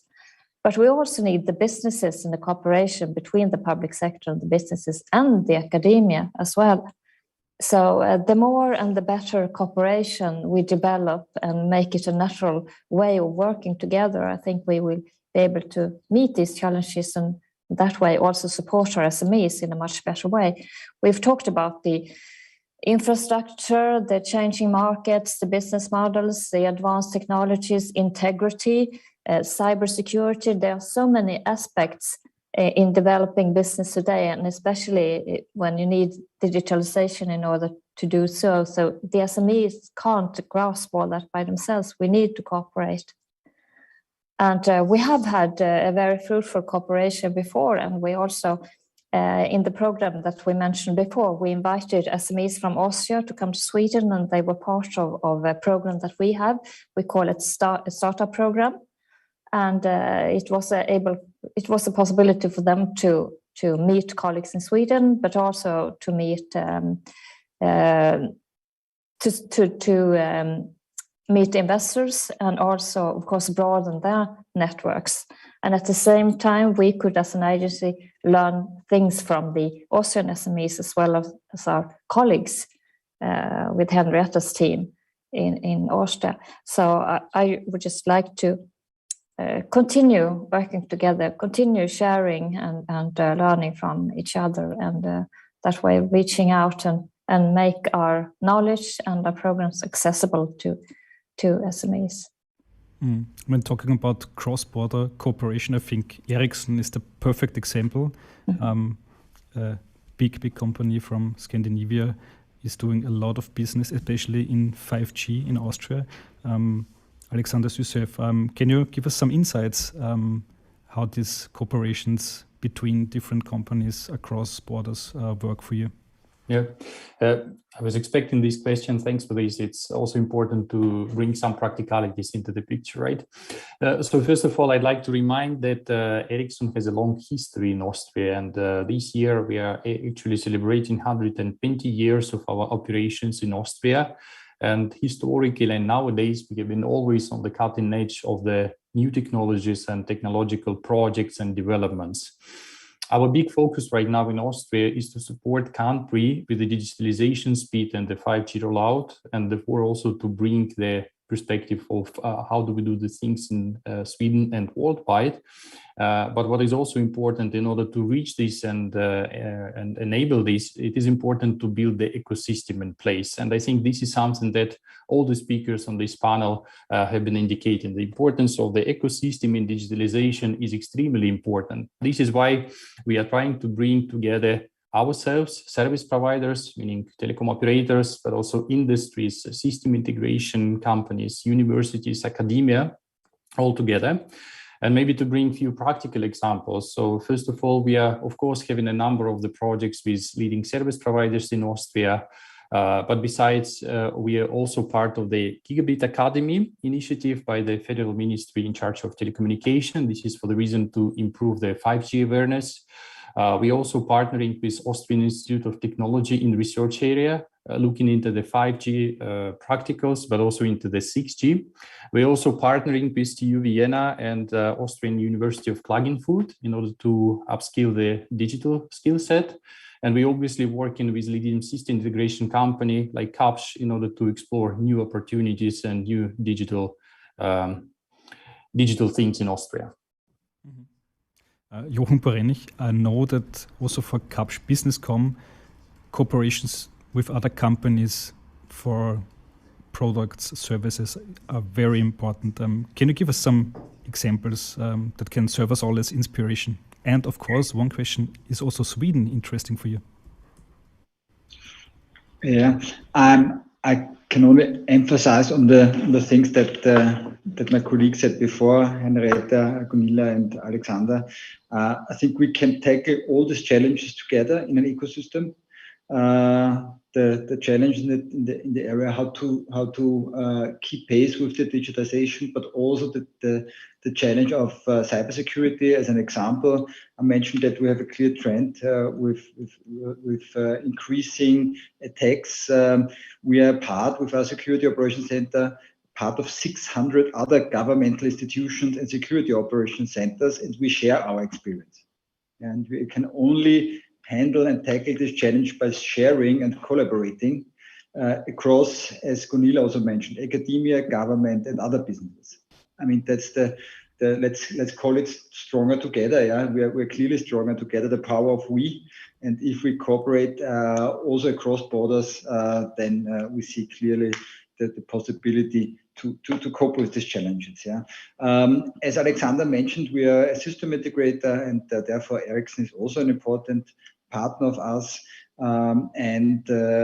To give you an example, in addition, Jacob, you mentioned my quote where I said sustainability is the new digitization. We have at the moment an initiative, we call it Open Circularity Platform, where we see the challenge, the environmental challenge. Let's take just the example of plastics, microplastics. Yeah, we all eat one credit card per week, in the sense of microplastics, the size and the weight of a plastic card. Yeah, we have more plastic in our sea than we have fishes in our sea, in terms of weight.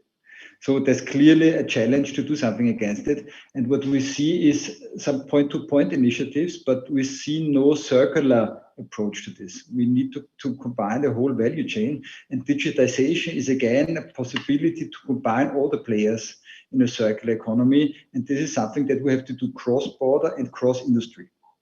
Yeah. And another example for challenges, let's say really challenges in the sense of people, planet, profit. Yeah, how to act sustainable, and how digitization can support this by combining different industries by means of digital tools and solve global issues. And the topic of sustainability, with the example of plastics, I think is something that everybody can imagine.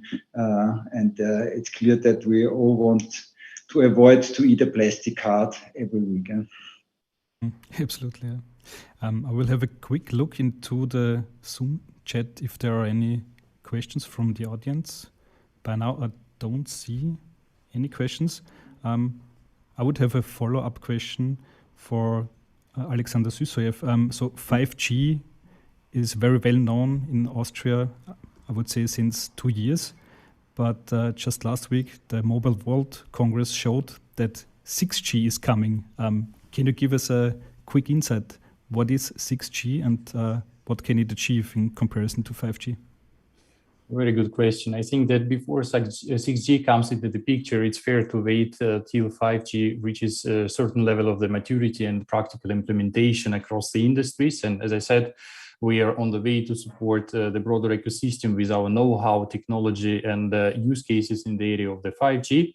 Talking about the future, I think that it's fair to say that some areas like machine-to-human communication or additional sensoric or, for example, machine-to-machine communication from a perspective of trying to implement something more kind of human being intelligence into the machine. This is something that might come into the 6G picture. But at this moment of time, 6G is more a research topic, and we have a number of interesting cooperations also, as I said, with AET on the topic of 6G. But it's good to see that industry is actually waking up from the COVID times and start to look into what is coming next. It's always good to be aware of what is coming next, plan this, and try to see how this can help to sort out the new challenges. Mm-hmm. Okay. Yesterday I've been to the gas station and asked myself, how can new technologies contribute to make Europe more independent of oil and gas from Russia? It's an open question to all of you. Which examples do you see now that foster quick transition to new sources of energy? What do you see out there in the market?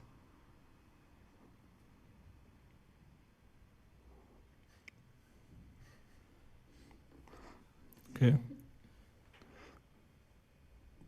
Maybe I can comment. I think that the dependency on the energy sources should be seen from two folds. One fold is that there is obviously the legacy energy sources that we are using, but another thing is that how I can use the digital technologies to search for better sustainability across what I have as my legacy. So, for example, if I have the networks that I consume in X watts of the energy nowadays, can I implement the technology that will be less dependent? Can I implement the technology and solutions that will be also taken into account, for example, solar power solutions and using the power grid during the nights? All these things should be seen also from this perspective. So it's not only, as I said, dependency, but it's also the possibility to look beyond the borders and think a bit out of the box. Absolutely.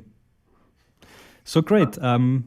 I think we are running out of time. So dear participants of this panel, thank you very, very much for your insights. It was a pleasure to talk to you. Thank you, Gunilla Nordlöf. Thank you, Henrietta Igert. Thank you, Alexander Süssoev. And thank you, Jochen Borenev, for being part of this panel discussion. Thank you. Thank you very Thank you, Jakob. Thank you. So, before we move on to today's last coffee session, I would like to start a brief reminder for those of you who would like still to attend one of the networking sessions following. Those who didn't send us the preference yet can still do so. Just send me or actually the host of the chat your email and the corresponding networking session you would like to attend, and we'll make sure to ascribe you. Other than that, I would start Let's Have Some Coffee and meet again at 2:40 for the networking roundtables. See you soon.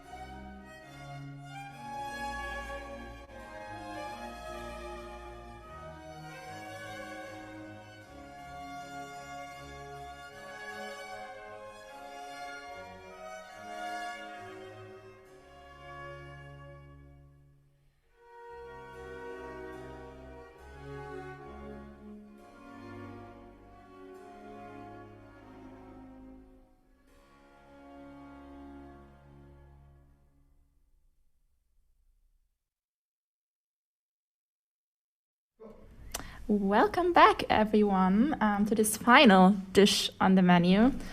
In the following networking roundtables, you will have the unique opportunity to discuss further innovative solutions in 3 certain and different topics. The first one, Industry 4.0, hosted by Alexander Sisoev from Ericsson. The second roundtable is on the topic of sustainability, and it's hosted by Tamas Bakos of Atlas Copco. And last but not least, the third session about customers interaction, led and hosted by Frederick Kroll from SERB. Yeah, dear participants, you now will be led into the roundtable sessions, and after that, in approximately 30 minutes, we will meet back here for the takeaways from these roundtables. See you soon. See you soon.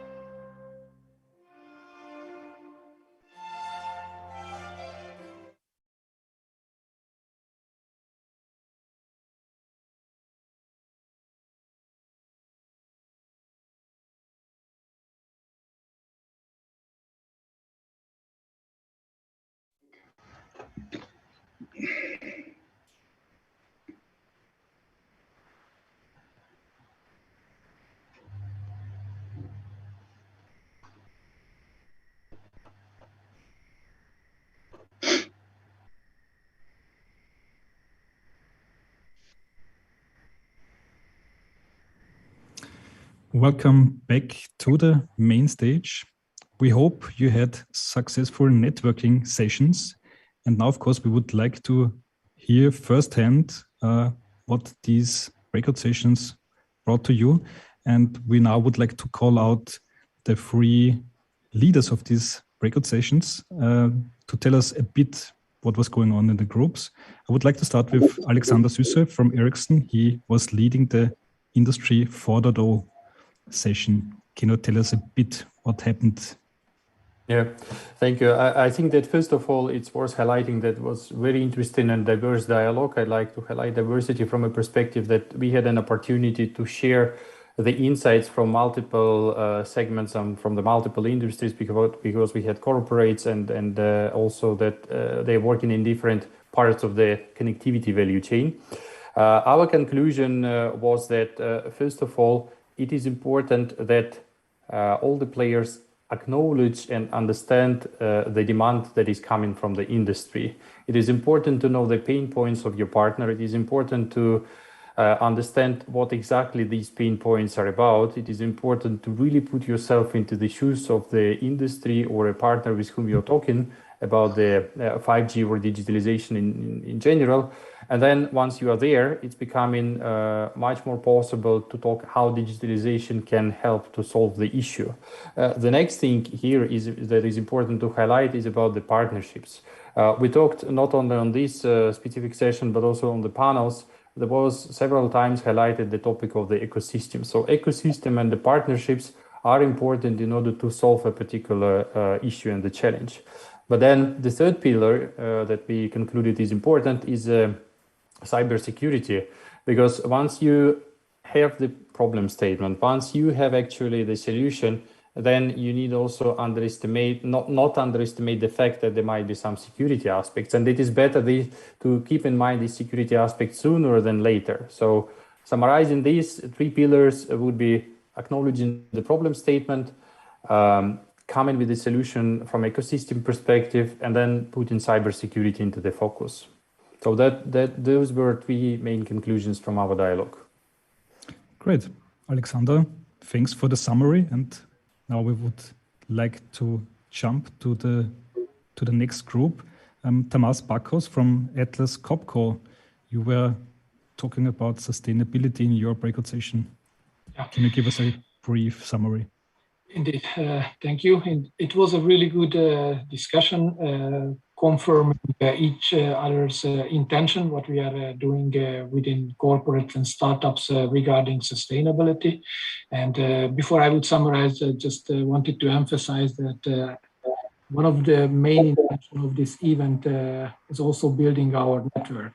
And as such, 30 minutes to cover such a complex topic like sustainability is not enough. So we committed in our group as well that we find each other on the emailing list or in LinkedIn, and then we will offer the communication or support after the event as well, in a formal or informal way as well. I also invite you to the Austrian-Swedish Innovation LinkedIn group, where you can reach out the panelists here, other participants. So other than that, one conclusion was that we need to think broader than just sustainability meant merely around products and services. We had in corporates wider broad, extending this to financial part, including the digitalization, the people, gender diversity, inclusion, ethics, product and services, safety and well-being, and the environmental impacts as well. And we all concluded, independent of the size of the corporate, it's still interesting for the resources. We have dedicated resources who can spend the time on it, who can also train the whole employees, because it has to be represented in the whole company who are in contact with all the stakeholders. And then if the resource is a bit limited, certain time because of other business priorities as well, how we can define the right priorities for sustainability. So that's the challenge that we all commonly agreed. The other one was partly also like the cost related. If we are spending money on sustainability, yes or no, it's not a question, yes or no. It's just it's in a way it's not a profit contributor directly. It's probably just enabling us to stay in the game for the future. If we don't do anything for sustainability as a company, in short years we can reduce our success, and then maybe we are out of the business. And yeah, I think was another discussion like how we can also extend this value chain or the sustainability focus on the whole value chain, which is an extensive exercise. And even if we are taking one topic like changing cars, combustion engines to electrical cars, then the battery is still an impact. So how these batteries are impacting the whole life cycle of the whole mobility, including from the mining of these elements or rare elements. So this has to be still further learned together on this value chain assessment, and how this is also in relation with long-term incentives that can define the strategy and the action plans for the company for the next 5 years. I think a lot of companies are committing certain KPIs till 2030, and such as sustainability, it takes always a lot of time. So don't believe that it's 8 years, and 8 years for sustainability is really short. So I think we really need to act now. And I will continue this discussion within this network and extend this network. So thanks for the opportunity in this roundtables to discuss it. Absolutely. So the networking will go on. Thanks a lot, Mr. Bacchus, for this summary. And last but not least, we had the customer interaction roundtable. Fredrik Roll from Saab. Can you give us a brief summary, please? Absolutely. Well, as the other topics, also customer interaction is very vast, and it's easy to not being able to go down at least a little bit in the topic itself. So for that reason, we challenge ourselves a little bit and played with the thought that what if there were no physical face-to-face meetings ever again going forward? What would that require in a somewhat digital interface in order for that to happen? And to further spice it up, we played with the thought that what would it require for you to, let's say, settle a mega deal by only meeting the counterpart or the customer through a digital interface from day one? And the discussion was very good. Of course, we all realized that is maybe not what will happen in the near future, but still as pushing ourselves a little bit to think differently, and what would be required, what attributes that you can collect from a person-to-person meeting would be absolutely necessary to bring and sort of try to mimic in the digital sort of interface for such matter. And of course, we touched upon already existing technologies like VR, AR, and perhaps moving further to contact lenses and chip inserts and so. But important attributes through face-to-face meetings, such as reading body language, facial expressions, the mood in general of the person you are talking with, are of absolute importance to also convey into such a solution. And then we talked also a little bit about the advantages if such scenario were to be implemented, with all the effects that it's fast, it can happen anywhere in the world, rather quick, and of course the CO2 emission reduction due to less travels and so on, and the overall environmental impact and so on. And then we also touched upon the sort of challenges in such a scenario. And of course, we immediately identified the security aspects with secure clouds and so on, and also sort of the bandwidth infrastructure required, because regardless of where you sit around the world, so to say, you need to be able to have a certain power within your connection in order to perhaps take part in that sort of forum. So it was, I think, a really good discussion. Time flies when you're having fun. But yeah, that's basically it. Thank you. Great. Mr. Kroll, thank you for the summary of the Customer Interaction Roundtable. And now I think, Antonia, it's time to wrap up, yes, right? It's time for the wrap up. I don't know about you or you, dear audience, but me personally, I learned a variety of valuable information today that I'm definitely have to process from this Austrian-Swedish Innovation Exchange Day.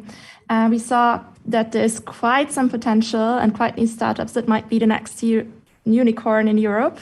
We also saw the enormous potential of cross-border collaboration between companies in Sweden and Austria.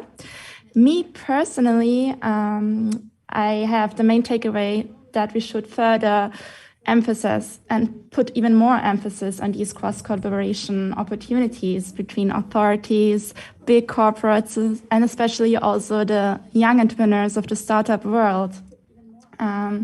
Also, not only between Austria and Sweden, but between all innovation stakeholders in Europe as a whole. From funding and innovation programs to development of new cybersecurity or wireless communication tools, the scope of digital innovation solutions is vast. And I think there's still a lot to discover. What do you think? What are you taking for yourself from this day?